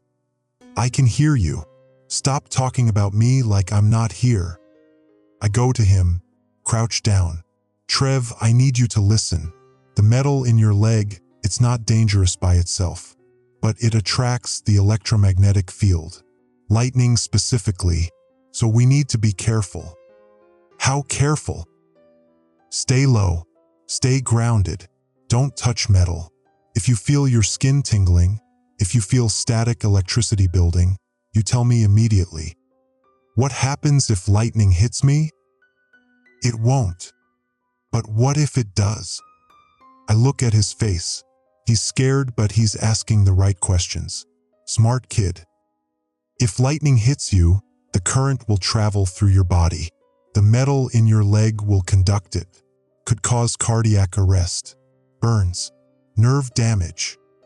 Will I die? Not if I can help it. That's not an answer. No, it's not. Trevor nods. Okay, so we run for the truck. What then? We drive back to Ketchel. Find somewhere safe. Where's safe? I don't know yet.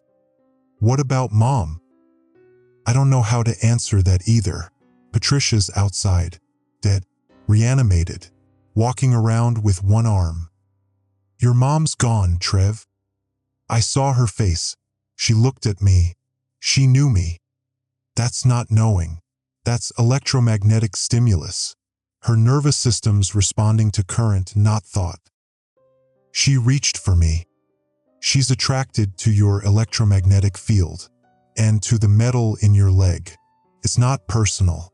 It's physics. It feels personal. Yeah, it does. Mike's at the back door with the metal pile. Ready when you are. I'm checking the truck keys. Got them. Checking my grounding cable. Got it. Checking Trevor's rubber boots. We brought a pair for him. Size 8. They fit. Everyone puts on rubber boots. I say. Valerie, you drive. I'll keep Trevor grounded. Mike, you and Danny follow in your truck. We stay together. If one vehicle breaks down, we pile into the other. What if both break down? Danny asks. Then we walk. But let's hope that doesn't happen. Mike opens the back door. Cold air rushes in. The aurora's brighter now, pulsing every 20 seconds. The corpses are still at the front of the cabin. We can hear them, shuffling, scratching. On 3, Mike says. 1. He hurls the toolbox. It hits the ground 30 feet out. Tools spilling, wrenches, screwdrivers, hammers. 2. The propane tanks, both of them, landing near the toolbox. 3. The tackle box, the lanterns, the box of nails and bolts. The metal piles glinting in the aurora light, and the corpses, they're turning, slowly, away from the cabin, toward the pile. Now, Mike's running. Valerie's right behind him, then Danny, then me with Trevor. 50 feet to the truck. 40. I'm watching the corpses. They're moving toward the metal pile. All of them, even Patricia. 30 feet. 20. One of them stops. The one in the wedding suit turns toward us, toward Trevor. Keep moving, I'm shouting. We're at the truck. Doors open. Valerie in the driver's seat. Trevor in the back. I'm attaching the grounding cable to his belt loop. Other end clipped to the truck frame. Don't disconnect this, I tell him. No matter what. Mike and Danny are in Mike's truck. Engine starting. Headlights on. The corpse in the wedding suit is walking toward us. 10 feet away. 5. Valerie's got the engine running. Get in. I'm in the passenger seat. Door closed. Go. We're moving. Gravel flying. The corpse lunges, hits the tailgate. Hands clutching. But we're accelerating. It falls off. Mike's truck is behind us. Both vehicles heading down the access road. Away from the cabin. Away from the corpses. Trevor's in the back seat, breathing hard. The grounding cable's still attached. One end on his belt, other end dragging on the truck bed. You okay? Ask. No, but I'm alive. The aurora pulses, brighter this time. Lightning hits somewhere behind us. I see it in the mirror, purple-white, hitting the metal pile we left. The The corpses are there, clustered around it. 3 of them light up, glowing metal, pacemakers, hip joints, dental work. They collapse, stop moving. 8 left standing. We're on Route 12 now, heading back toward Ketchel. The road's worse than before, ice forming, the temperature's dropping, -15, maybe -20. Mile marker 19, 17. The compass on the dash is spinning so fast it's whining, like a drill motor. Storm's getting worse, Valerie says. She's right. The aurora's filling the entire sky now. No breaks, no dark spaces, just continuous light, purple and green and red all layered together. And the lightning is constant, striking every 10 seconds, every 5. My watch says 11:32 p.m., hour and 15 minutes to peak. The HAM radio crackles.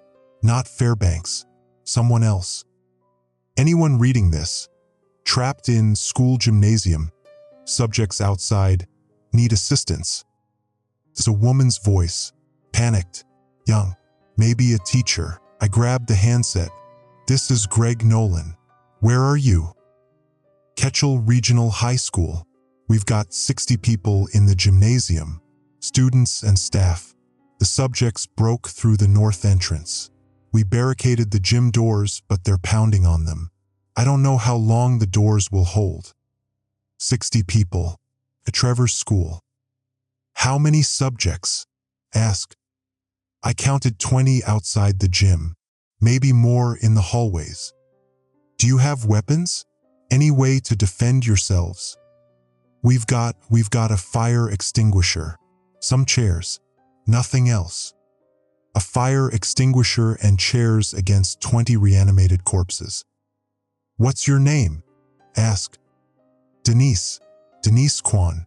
I teach English, sophomore literature. Denise, I'm 15 minutes out, maybe less. Hold tight, reinforce those doors. Stack anything heavy against them. Desks, bleachers, anything.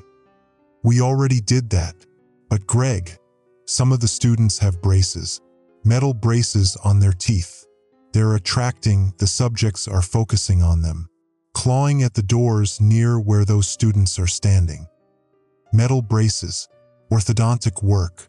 I didn't think about that. How many kids at Ketchel Regional have braces? 10%? 20? Get those students away from the doors, I say. Put them in the center of the gym. Surround them with students who don't have metal. We tried, but the subjects can tell. They're changing position, following the metal. Then you need to create a stronger attraction. Something with more metal than braces. Tools, electronics, kitchen equipment from the cafeteria. Anything. Pile it near the far entrance. Draw the subjects away from the gym. The cafeteria's on the other side of the building. We'd have to go through the hallways. Is there anyone there who can make that run? Silence. Denise. No. Everyone here, we're teachers and students. We're not fighters. I look at Valerie, at Trevor in the back seat, at Mike's truck following behind us in the mirror. 60 people at the high school, including kids Trevor knows, his classmates, his teachers. And my son's here in the truck with a titanium plate in his leg. Greg, Denise's voice is breaking. The doors are cracking. I can see the wood splitting. I'm doing the math. School's on the south side of town. 3 miles past the Copper Valley Electric office. Maybe 10 minutes from our current position. But getting there means driving through Ketchel, through downtown, where 43 subjects were active an hour ago, probably more now. And even if we make it to the school, even if we can help, that's time we're not getting out of the area. Time the storm's getting stronger. Time Trevor's at risk. Greg, we need help. Please. 60 people. Or my son. That's the choice. Trevor's voice from the back seat.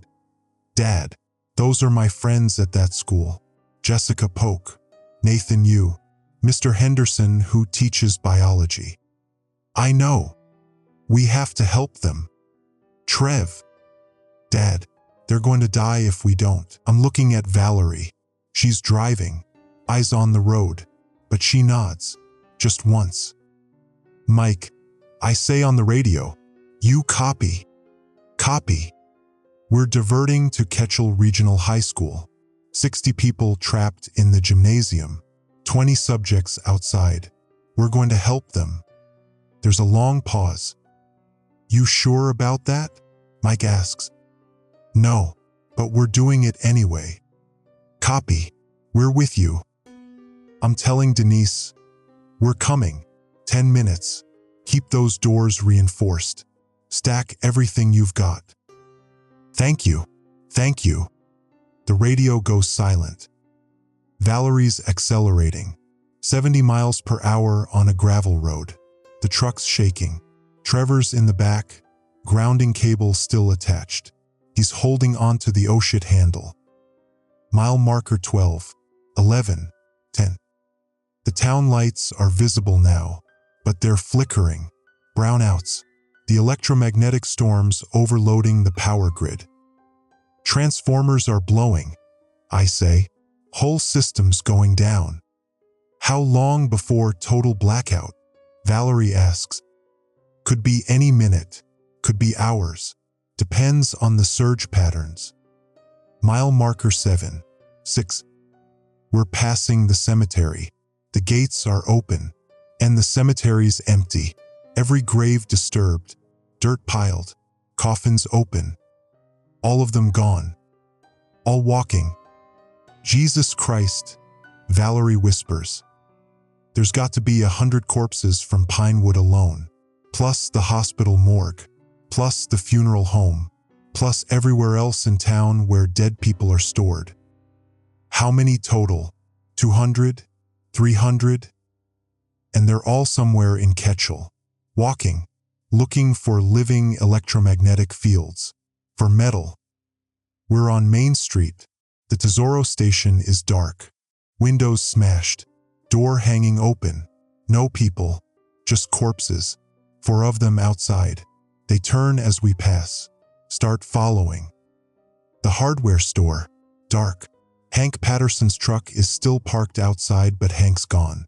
There's blood on the driver's side window. The Copper Valley Electric office.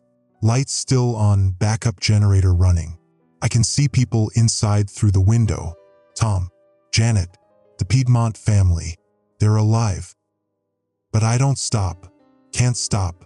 60 people at the school. 2 blocks to the high school, Valerie says. The subjects are everywhere now. On the sidewalks, in the street, walking. 30 visible. 40. More coming out of buildings. Drive through them, I say. They're people. They're corpses. Some of them are people I know. Sheila Yoon from the post office. Dennis Kohler who ran the coffee shop. And now they're dead, and we're alive. Drive through them. Valerie's jaw clenches, but she doesn't slow down. Impact. Thump. Body rolling over the hood. Another impact. Side mirror shatters. More bodies. We're plowing through them. Mike's truck is right behind us doing the same. The high school's ahead. 3-story brick building. North entrance is smashed. Windows broken. And outside the east side, where the gymnasium is, there's a cluster of them. 20 like Denise said. All pounding on the gym doors. We're pulling into the parking lot. Valerie stops 50 feet from the gym entrance. What's the plan? She asks.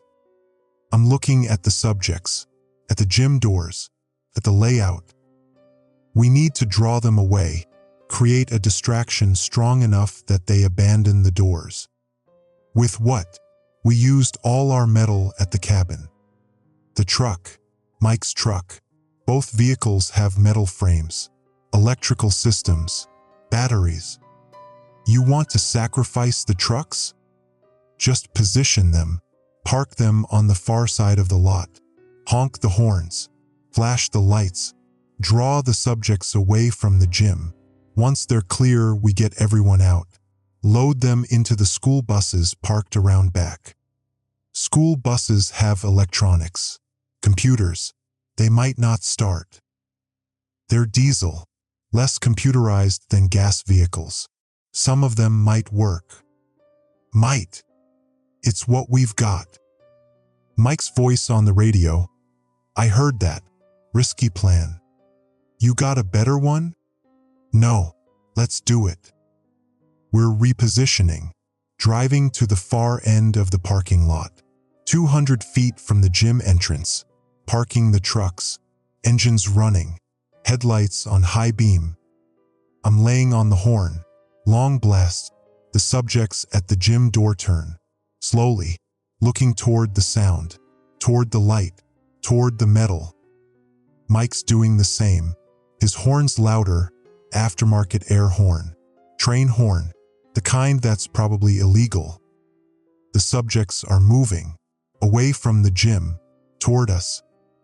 Time to go, I say. We're out of the trucks, running back toward the gym. Trevor's with me, grounding cable dragging. Valerie's ahead, Mike and Danny behind us. The gym doors are still holding, barely. The wood's split, hinges bent, but they're holding. I'm pounding on the door. Denise, it's Greg Nolan. Open up. The pounding from inside stops. I hear voices, furniture moving. Then the door cracks open. Denise Kwan's there, mid-30s, Asian woman, blood on her forehead. She looks exhausted. Thank God. Thank God. We don't have much time. The subjects are coming. We need to evacuate everyone. School buses around back. Can they start? I don't know. We haven't tried. Get everyone moving. Now. Denise is shouting to the gymnasium. Everyone, we're evacuating. Back exit. Move. 60 people. Students. Teachers. Staff. They're filing out. Some crying. Some in shock. One kid, maybe 16, has blood on his shirt. Looks like a bite. Not deep, but there's blood. Who got bitten? Ask. The kid raises his hand. Me. But I'm okay. It doesn't hurt that much. You're bleeding. Yeah, but I can walk. The subjects don't need to bite to kill. They're not zombies. They're just attracted to living electromagnetic fields and metal. But they'll grab, push, cause trauma. Can you run? Ask. Yeah, then run. We're heading to the back of the school. The bus lot. There's 4 buses. Big yellow bluebirds. Diesel engines. I'm trying the first one. Keys in the ignition. Drivers must have left them when they evacuated. I turn the key. Nothing. Dead. Second bus. Nothing. Third bus. The engine turns over. Coughs. Then catches. Diesel rattle. This one works. I'm shouting. Everyone's piling in. 60 people in a bus meant for 50. Standing room only. Denise is doing a head count. 58. We're missing 2. Who? Mr. Henderson and Jessica Polk. They were in the bathroom when we started evacuating. Trevor grabs my arm. Dad, that's my biology teacher, and Jessica's in my algebra class. Where's the bathroom? Inside, near the gym. Inside, where the subjects broke through the north entrance. I'll get them, I say. Greg, we don't have time, Valerie says. I'm not leaving a teacher and a kid. You've got 2 minutes, maybe less. Those subjects are coming. I'm running back inside, through the gym. The doors we just came through are still open. I can see into the hallway beyond. Dark. The power's out in this section. Just aurora glow through the windows. Mr. Henderson. Jessica. No answer.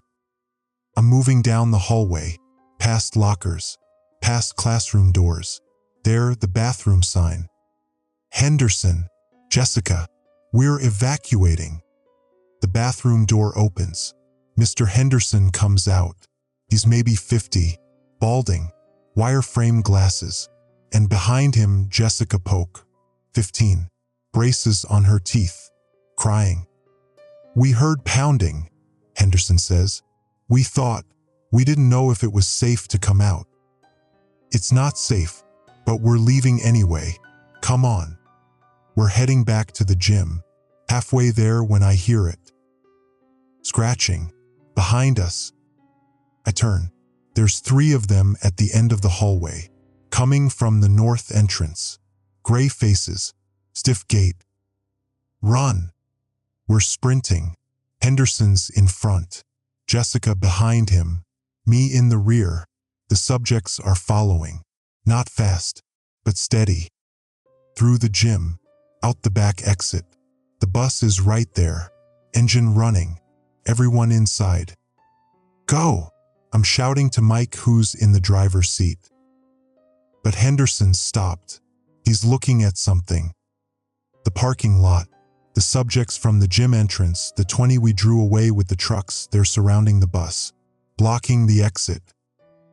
We're trapped, Henderson says. He's right. The bus can't move. Can't go forward without plowing through subjects. And behind us, more are coming from inside the school. What do we do? Jessica asks. She's crying harder now. Her braces are glinting in the aurora light. And I realize the subjects are clustering around her, around Henderson, who probably has fillings, crowns, dental work. They're attracted to the metal. If Jessica gets on the bus, the subjects will follow. We'll surround it. We'll trap everyone. But if she stays outside... No, I can't think like that. Trevor's at the bus door. Dad, get them on board. The subjects are 10 feet away. 5. I'm making the decision. The terrible decision. Jessica, give me your jacket. What? Your jacket. Now. She's taking it off, handing it to me. I'm running away from the bus, toward the parking lot, away from Trevor, away from everyone. Greg, what are you doing? Valerie's shouting. I'm waving the jacket. Over here. Come on. The subjects turn, toward me, away from Jessica, away from the bus. Because I've got metal too. Fillings, a metal watch, keys in my pocket. And I'm moving, running, drawing them away. Dad, Trevor's screaming. Go, Mike, get them out of here. Greg, no. That's an order. Go. The bus is moving, slowly, through the gap I created. The subjects are following me, not the bus, me. I'm running toward the front parking lot, where we left the trucks. The subjects are behind me, 20 of them, more coming from inside the school. I'm at my truck, door open, inside, engine still running. They're surrounding it, hands on the windows, on the hood, gray faces pressed against the glass. And the aurora is peaked. I can feel it. The electromagnetic field so strong it's making my skin tingle. The compass is spinning so fast it's smoking. Lightning everywhere, purple-white, hitting metal structures, power lines, cars, transformers exploding, the whole town lighting up like a Christmas display. I'm watching the subjects, waiting for lightning to hit them, to burn them out, to stop them. But it doesn't. Instead, it hits something else. The school. The metal roof. The steel support beams. Lightning strikes dead center. The whole building lights up. And inside is Trevor. On the bus with metal in his leg. No. No, no, no. I'm on the radio. Mike, get off the bus. Get Trevor out. Static. No response. Mike! Nothing. The lightning strikes again. Same place. The school. The bus is still inside the parking lot perimeter. Still near the building. I'm out of my truck. The subjects grab at me. I'm pushing through them. Gray hands clutching. I'm hitting them. Shoving. They don't fight back. Just grab. I'm running. Toward the school. Toward the bus. The aurora pulses. Brighter than I've ever seen. And the lightning comes down. Not on the building. On the bus. Direct hit. The metal roof. The whole vehicle lights up like a transformer overload. Every metal surface glowing. White hot. The windows explode. Glass raining down. And I hear screaming. Trevor! I'm at the bus. The doors blown off. Smoke pouring out. I'm climbing inside. Bodies everywhere. Some moving. Some not. Trevor! He's in the back. On the floor. Not moving. The grounding cables melted. Fused to his belt loop. His leg, the leg with the titanium plate, it's burned. Smoking. I'm grabbing him. Trev. Look at me. His eyes open. Dad. I'm here. I've got you. I can't feel my leg. It's okay. You're okay, but he's not okay. The titanium plate conducted the lightning. Burned the tissue around it. I can see the damage. Charred skin. Exposed muscle. The plate itself is visible through the burned flesh. Still glowing. Still hot. We need to get you to a hospital. Dad, the hospital's full of those things. He's right. Valerie's there. Blood on her face but alive. Greg, we need to move. More subjects coming. I'm lifting Trevor. He's light. Too light. Carrying him off the bus. Outside. The subjects are everywhere now. 100 of them. 200. The entire cemetery's worth plus the hospital morgue plus everywhere else. All converging on the school. On us. Because of the lightning. Because of the metal concentration. Mike's helping people off the bus. Some can walk. Some can't. Danny's got burns on his arms, but he's moving. Henderson's alive. Denise is alive. Jessica Euro. Jessica's not moving. She's still on the bus. In her seat. Eyes open but not seeing. Is she? Trevor starts. Don't look, I say. But he's already seen. Run! I'm shouting to everyone who can move. We're running. Away from the school. Into the residential area. Carrying Trevor. Valerie's helping. Mike and Danny are with us. Some students. Some teachers. Not all. Some are still on the bus. Not moving. I count as we run. 15 with us. Maybe 20. 40 left behind. We're running through backyards. Between houses. The subjects are following, but we're faster. Living people are faster. There's a house ahead. Lights on. Generator running. Someone's home. I'm pounding on the door. Please. We need help. The door opens. It's Tom. From Copper Valley Electric. He stares at us. To Trevor in my arms. Get inside, he says. We're in. Tom slams the door. Locks it. This is his house. I didn't know. I've worked with Tom for 16 years and I've never been to his house. The Piedmont family is here. Janet, the 2 line workers. They made it out of the office. Found shelter here. Tom looks at Trevor. At the burned leg. At the exposed titanium plate still glowing in the charred flesh. He needs medical attention. I know. I've got a first aid kit. Some burn gel, that's 3rd degree. He needs a hospital. Hospitals are full of subjects. Then he needs a medic. Someone with training. Valerie steps forward. I've got wilderness first aid certification. Air traffic control required it. Let me see. She's examining Trevor's leg. The the titanium plates visible through the burned tissue, glowing, still hot. We need to cool this. Cold water, anything. Tom's bringing bags of frozen vegetables from his freezer. Valerie's wrapping them around Trevor's leg. He's not screaming. That's bad. Means the nerves are damaged. Trevor, can you feel this? Valerie's touching his foot. No. Can you wiggle your toes? He tries. Nothing moves. That's nerve damage, Valerie says quietly. Maybe temporary, maybe not. I'm holding Trevor's hand. He's looking at me. Dad, Jessica, Mr. Henderson, did they make it? Henderson's sitting against the wall, burns on his hands, but alive. Jessica didn't make it. Henderson's here, I say. He's okay. And Jessica? I don't answer. Trevor closes his eyes. She was right behind me, 3 rows back. I know. We should have stayed at the cabin. None of this would have happened. You wanted to help your friends.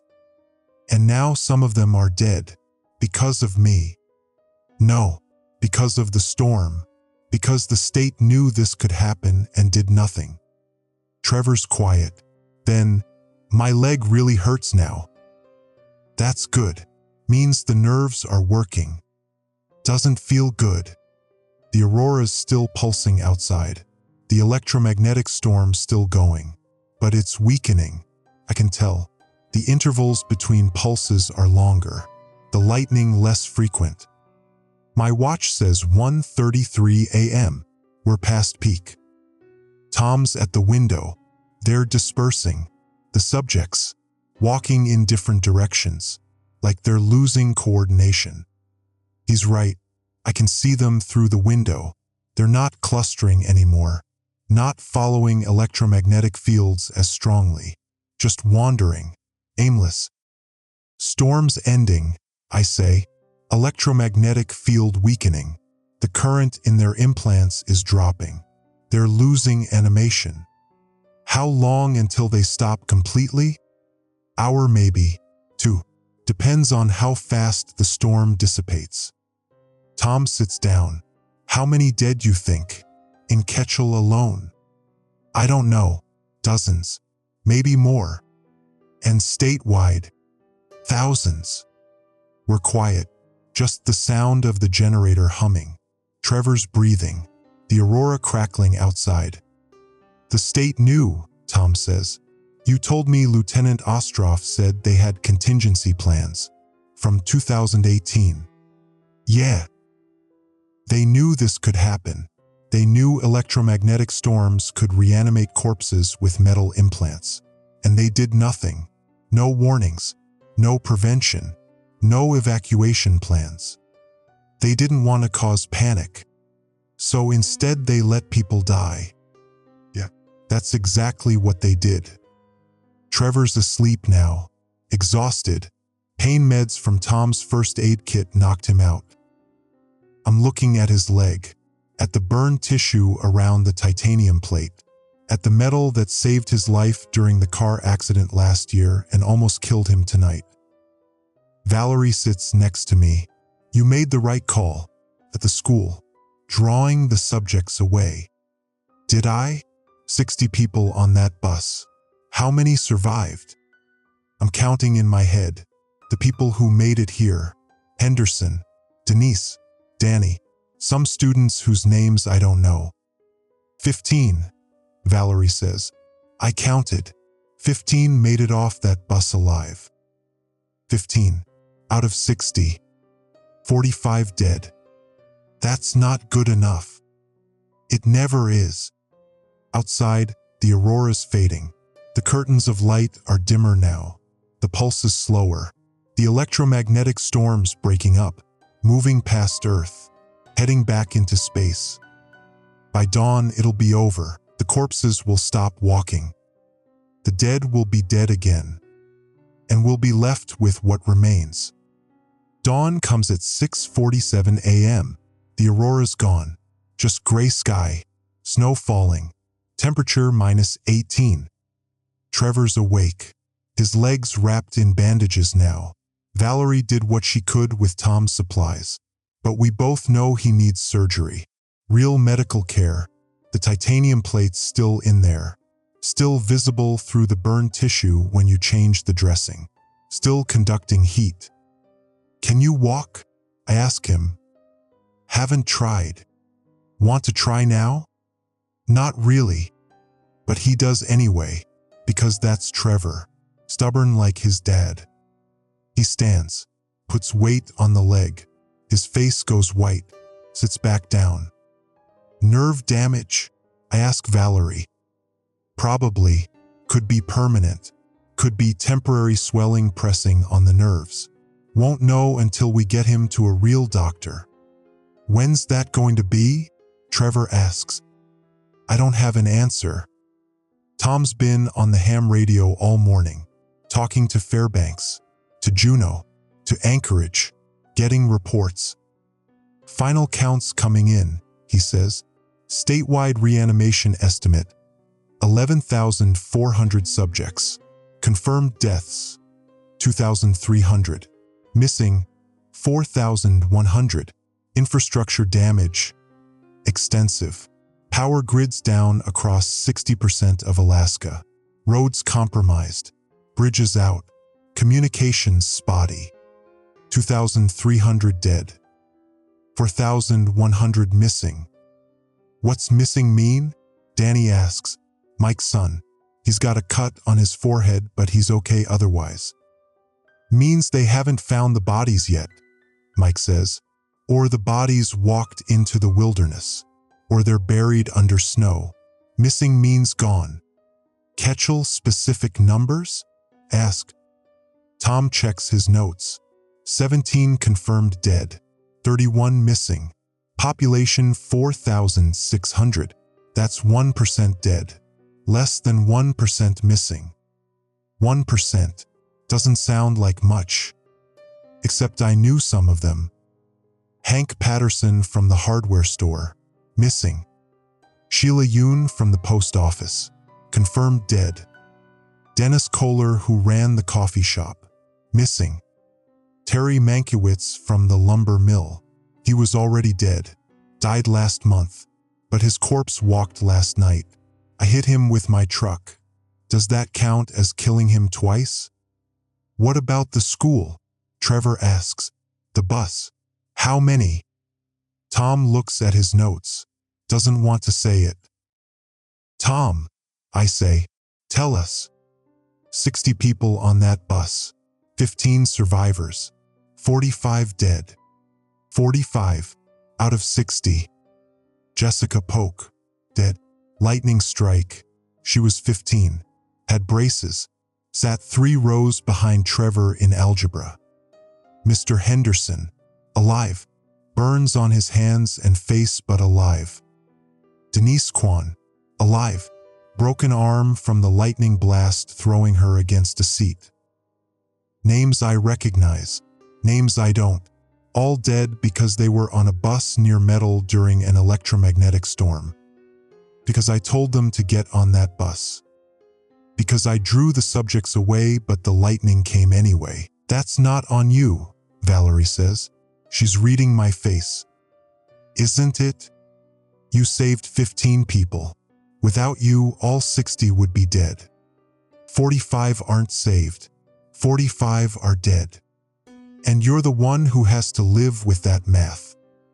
Yeah, that's exactly right. Trevor's looking at his phone. No service. Hasn't been serviced since last night. But he's scrolling through old messages anyway.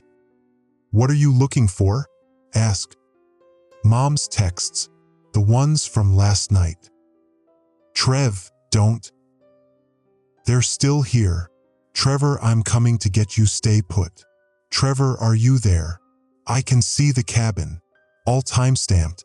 All from her number. The system was fried. Ghost data. We talked about this. Or maybe it was really her. Maybe some part of her was still in there. Still thinking. Still worried about me. Son, that's not. I saw her face, Dad. When she reached for me, she looked at me, not at my leg, not at the metal, at my face. She knew me. I don't know what to say to that, because maybe he's right. Maybe some electrical signal in Patricia's reanimated nervous system triggered old neural pathways, old memories, mother recognizing son. Or maybe it was just electromagnetic stimulus, nervous system responding to current. I'll never know. And Trevor will spend the rest of his life wondering. We need to go outside, Tom says. See the damage. Figure out what's salvageable. We're putting on coats, boots, gloves. Tom's got spare winter gear for everyone. Outside, Ketchel looks like a war zone. Power lines down, transformers blown, cars abandoned in the street, windows smashed, doors hanging open. And bodies, gray corpses lying in the snow, motionless now. The electromagnetic field's gone. They're just dead again. I count 12 on Tom's street alone. One of them is wearing a Carhartt jacket. Terry Mankiewicz. He made it this far from where I hit him with the truck. Quarter mile. That's dedication. Or electromagnetic stimulus. Same thing basically. What do we do with them? Mike asks. Bury them, Tom says. Again, when the ground thaws. For now we leave them. We're walking toward downtown. Toward Copper Valley Electric. I need to check the equipment, see what's salvageable. The office building's intact, generators still running, but the yard's a mess. Wire spools uncoiled, metal shelving collapsed, the fence is down. And there's bodies, 4 of them outside the door. They were pounding on it when the storm ended, when the electromagnetic field weakened enough that they just stopped. One of them is wearing a hospital gown, patient bracelet still on. John Morrison. I don't know him. Another's in a funeral suit. Frank Piedmont. That's the dad from the family that was sheltering with Tom. His kids are going to see their father's corpse lying in the snow. I'm not letting that happen. Mike, help me move them. We're dragging the bodies around the side of the building, out of sight. It's not respectful, but it's better than the alternative. Trevor's sitting on the office steps. Can't walk far. The leg's too damaged. You okay? Asked. Define okay. Fair point. He's looking at the bodies we're moving. That could have been me, if the lightning had hit harder, if the current had traveled through my heart instead of just my leg. But it didn't. This time. Trev, the storm's over. The electromagnetic field's dissipated. You're not at risk anymore. Until the next storm. I don't have an answer for that, because he's right. The sun's still there. Coronal mass ejections still happen. And Trevor's still got a titanium plate in his leg. The next storm could be next month, next year, 10 years from now. And we'll never know until it happens. We can remove the plate, I say. Once you're healed, get the surgeon to take it out. Replace it with something non-metallic. What if I need it? What if my leg doesn't work without it? Then we figure something else out. We'll ground you, keep you away from open sky during storms. Build a Faraday cage in the house. Trevor looks at me like I'm insane. A Faraday cage? I'm supposed to live in a metal box. Just during storms. Dad, that's crazy. Yeah, it is. We're quiet. Just the sound of wind. Snow falling. Somewhere in town, a generator's running. Someone else made it. Someone else survived. Valerie's coming back from the hospital. She went to check on survivors. See if any medical staff made it. Hospital's operational, she says. Backup generators are holding. They've got 6 doctors and 11 nurses. Overwhelmed but functional. They're saying bring Trevor in. They can look at the leg. Maybe do surgery if the equipment's working. Now, Soon as we can get him there. I'm helping Trevor stand. He's leaning on me. Can't put weight on the burned leg. We're walking. 3 blocks to the hospital. Slow going. Every step Trevor winces. The hospital entrance is clear. They moved the bodies. Or the bodies walked away before the storm ended. Either way, it's clear. Inside, it's chaos. Controlled chaos. Nurses triaging patients. Doctors moving between rooms. The emergency department's full. Burn victims. Trauma cases. People who were attacked by the reanimated subjects. A nurse, young, tired-looking, sees Trevor. Lightning strike. Yeah. We've got 5 others. All metal implants. All conductive damage. Room 4 is open. Get him in there. Room 4. I'm helping Trevor onto the bed. A doctor comes in. Maybe 40. Balding. Looks like he hasn't slept in 2 days.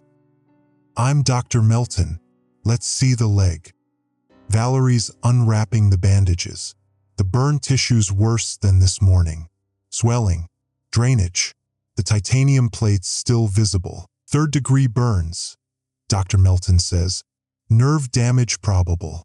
Vascular damage possible. We need to do imaging. X-rays. Maybe CT if the machine's working. And we need to debride this. Remove the dead tissue. Assess the plate. Can you remove the plate? Not today. Maybe not this week. Right now we stabilize. Prevent infection. Save the leg if we can. If we can. What's the alternative?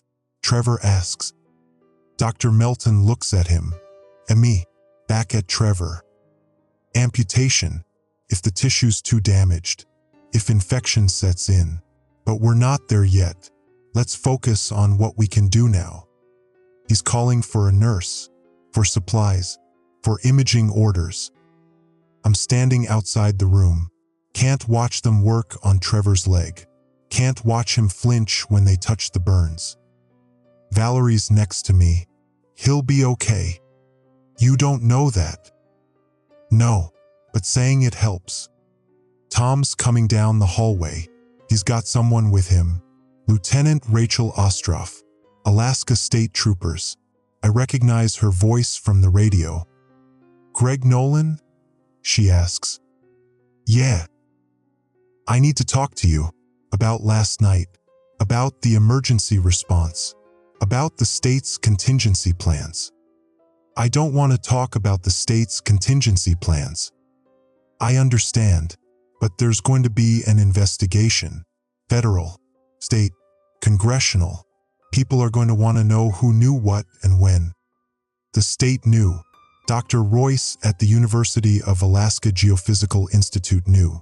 They had a study from 2018 showing geomagnetic storms could reanimate corpses with metal implants. They knew, and they did nothing. That's what we're investigating. 2,300 people are dead. 4,100 are missing. That's what your investigation's about. That's what the state decided was acceptable risk. Ostroff looks tired, like everyone else, like she's been working all night, coordinating, responding, failing. I know, she says quietly. I know they failed. I know people died. And I know saying I'm sorry doesn't fix anything. But for what it's worth, I'm sorry. Tell that to Jessica Polk's parents. Tell that to Hank Patterson's wife. Tell that to every family that lost someone last night. I will. That's part of my job now. Notification, accountability, all of it. She's walking away, down the hallway, toward the morgue probably, where they're storing the bodies until families can claim them. Tom's looking at me. You did good last night. Saved a lot of people. Not enough. Never is. We're standing there, in the hospital hallway, fluorescent lights humming, generator rattling, the sound of people suffering in every room. This is what survival looks like. Hours later, Dr. Melton comes out. Trevor's stable. We debrided the burns, started antibiotics, did imaging, the plate's intact, the bone's intact, but the nerve damage is significant. He's got sensation loss below the knee. Mobility is limited. Will it come back? The sensation? Maybe. Nerves regenerate slowly. Could take months. Could take years. Could be permanent. We won't know for a while. And the plate? Can it stay in? For now. But Greg, next electromagnetic storm, that plate's a liability. It'll attract lightning again. Do the same damage. Maybe worse. So we remove it. Eventually, when he's healed enough to tolerate another surgery. When we have resources and time and a surgeon who specializes in orthopedics. Right now, we've got none of those. How long? Months, maybe 6, maybe 12. 12 months. A year of Trevor walking around with a lightning rod in his leg. A year of watching the sky, watching for aurora, watching for the next coronal mass ejection. Can I see him? He's sleeping, pain meds, but you can sit with him. I'm in room 4. Trevor's on the bed, pale, thin, the burned leg elevated, bandaged. He looks so young, younger than 14, like a kid. My kid. I'm sitting in the chair next to the bed, watching him breathe, watching the monitors, heart rate steady, oxygen good. He's alive. 42 people from the bus are alive. That's 66 people total who wouldn't be alive if I hadn't gone to the school. And 16 people are dead who might be alive if I'd made a different choice. If I'd ignored the radio call, if I'd kept driving, if I'd gotten Trevor out of the area before the storm peaked. Valerie's right. The math is mine now. 66 versus 16. 42 saves versus 16 failures. And I'll be doing that math every day for the rest of my life. Trevor opens his eyes. Dad, I'm here. Did they save my leg?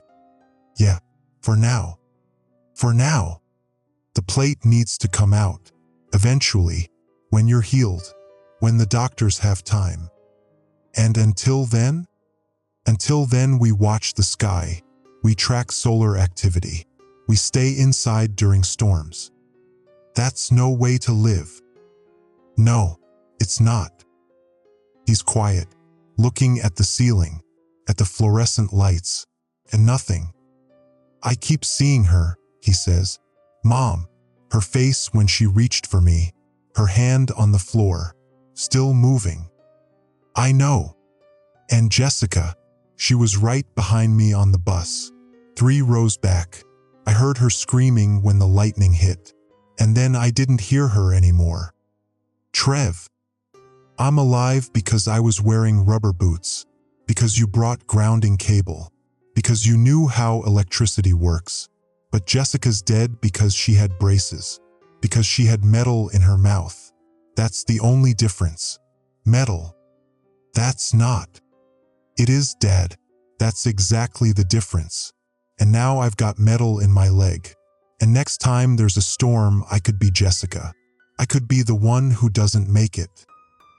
He's crying now, not loud, just tears running down his face. I don't tell him it's going to be okay. I don't tell him everything will work out. Because I don't know that. What I know, the sun will keep ejecting coronal mass. The Earth's magnetosphere will keep getting hit. Electromagnetic storms will keep happening. And my son has a titanium plate in his leg. We'll figure it out, I say. We'll get the plate out. We'll find a solution. What if there is no solution? What if I'm just broken now, permanently? I don't have an answer. So I just sit there, holding his hand, watching him cry, watching the monitors, watching the snow fall outside the window. 3 weeks later, the power's back on in most of Ketchel. The grid's repaired, transformers replaced. Life's returning to something like normal. Except it's not normal. The cemetery's still disturbed. Graves filled in, but everyone knows. Everyone remembers. The hospital morgue has new protocols. Metal implants documented. Removal procedures updated, just in case. And the state's investigating itself. Hearings scheduled. Accountability promised. Dr. Philip Royce testified before a congressional committee. Said he warned them in 2018. Said they chose not to act. 2 state officials resigned. 3 were fired. 6 are under investigation. It doesn't bring back the 2,300 dead. It doesn't heal the 4,100 missing. It doesn't fix Trevor's leg. He's walking now, with a cane. The nerve damage is permanent. Partial sensation below the knee. Foot drop on the left side.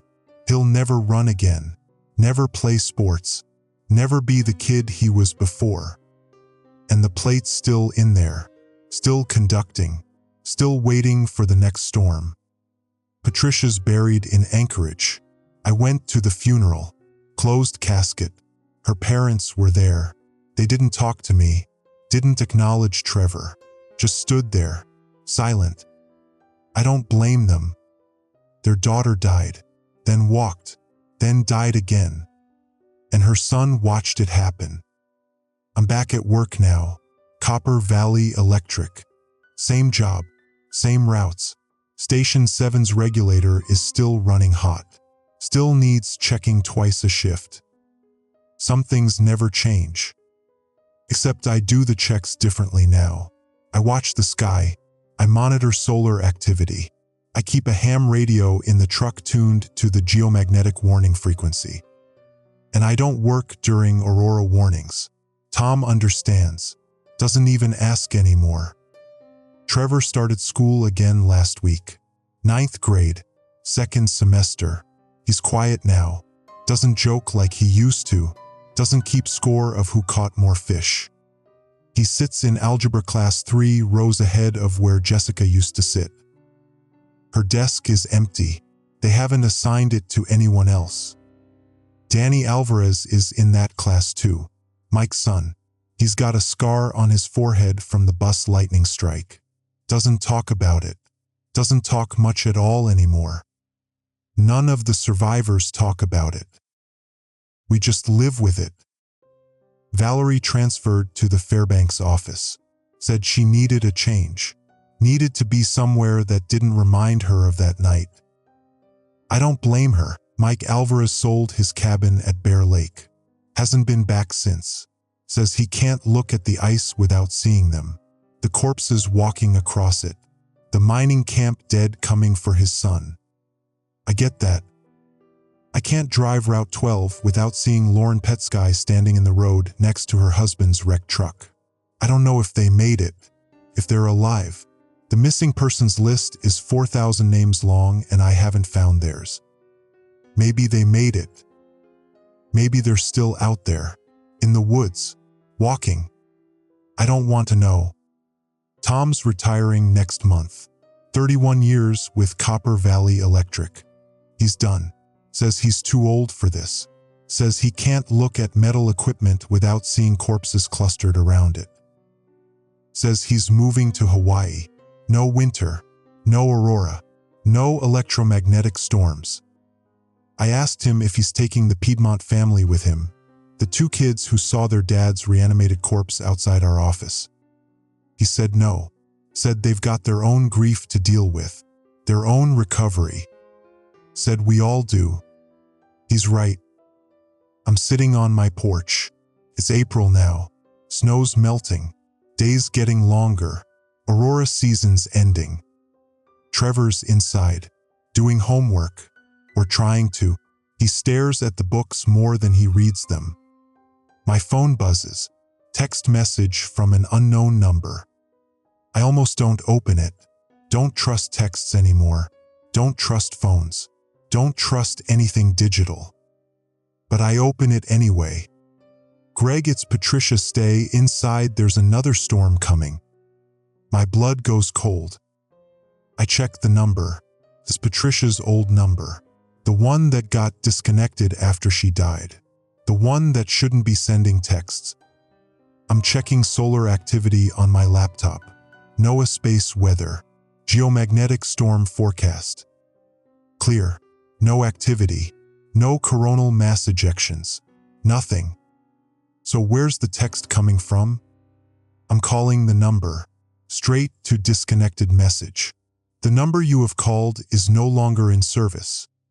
I'm showing Trevor the text. Did you get anything like this? He checks his phone, shakes his head. Nothing. Your mom's number's been disconnected for 2 months. This text shouldn't exist. Ghost data, Trevor says. Like last time, the system's still fried, still bouncing old messages. Yeah, that's what it is. Has to be.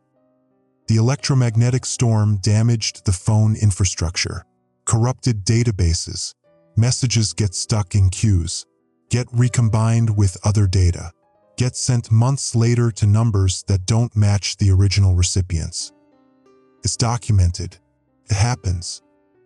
It's not Patricia. It was never Patricia. Just electrical noise in a broken system. I delete the text. But I check the sky anyway. Watch for aurora. Monitor the solar activity feeds. Not because I think Patricia's warning me. Because I know the next storm will come eventually. And when it does, Trevor's titanium plate will still be in his leg. But I don't forget it. I'll never forget any of it. Jessica Polk's empty desk. Hank Patterson's missing status. The 45 dead from the bus. The 4,100 missing statewide. Patricia's gray face, her reaching hand, her severed arm twitching on the cabin floor. Trevor's burned leg, the exposed titanium plate, his screaming when the lightning hit. The choice I made, the 15 I saved, the 45 I failed. The math that never adds up right no matter how many times I run it. I'm an electrician.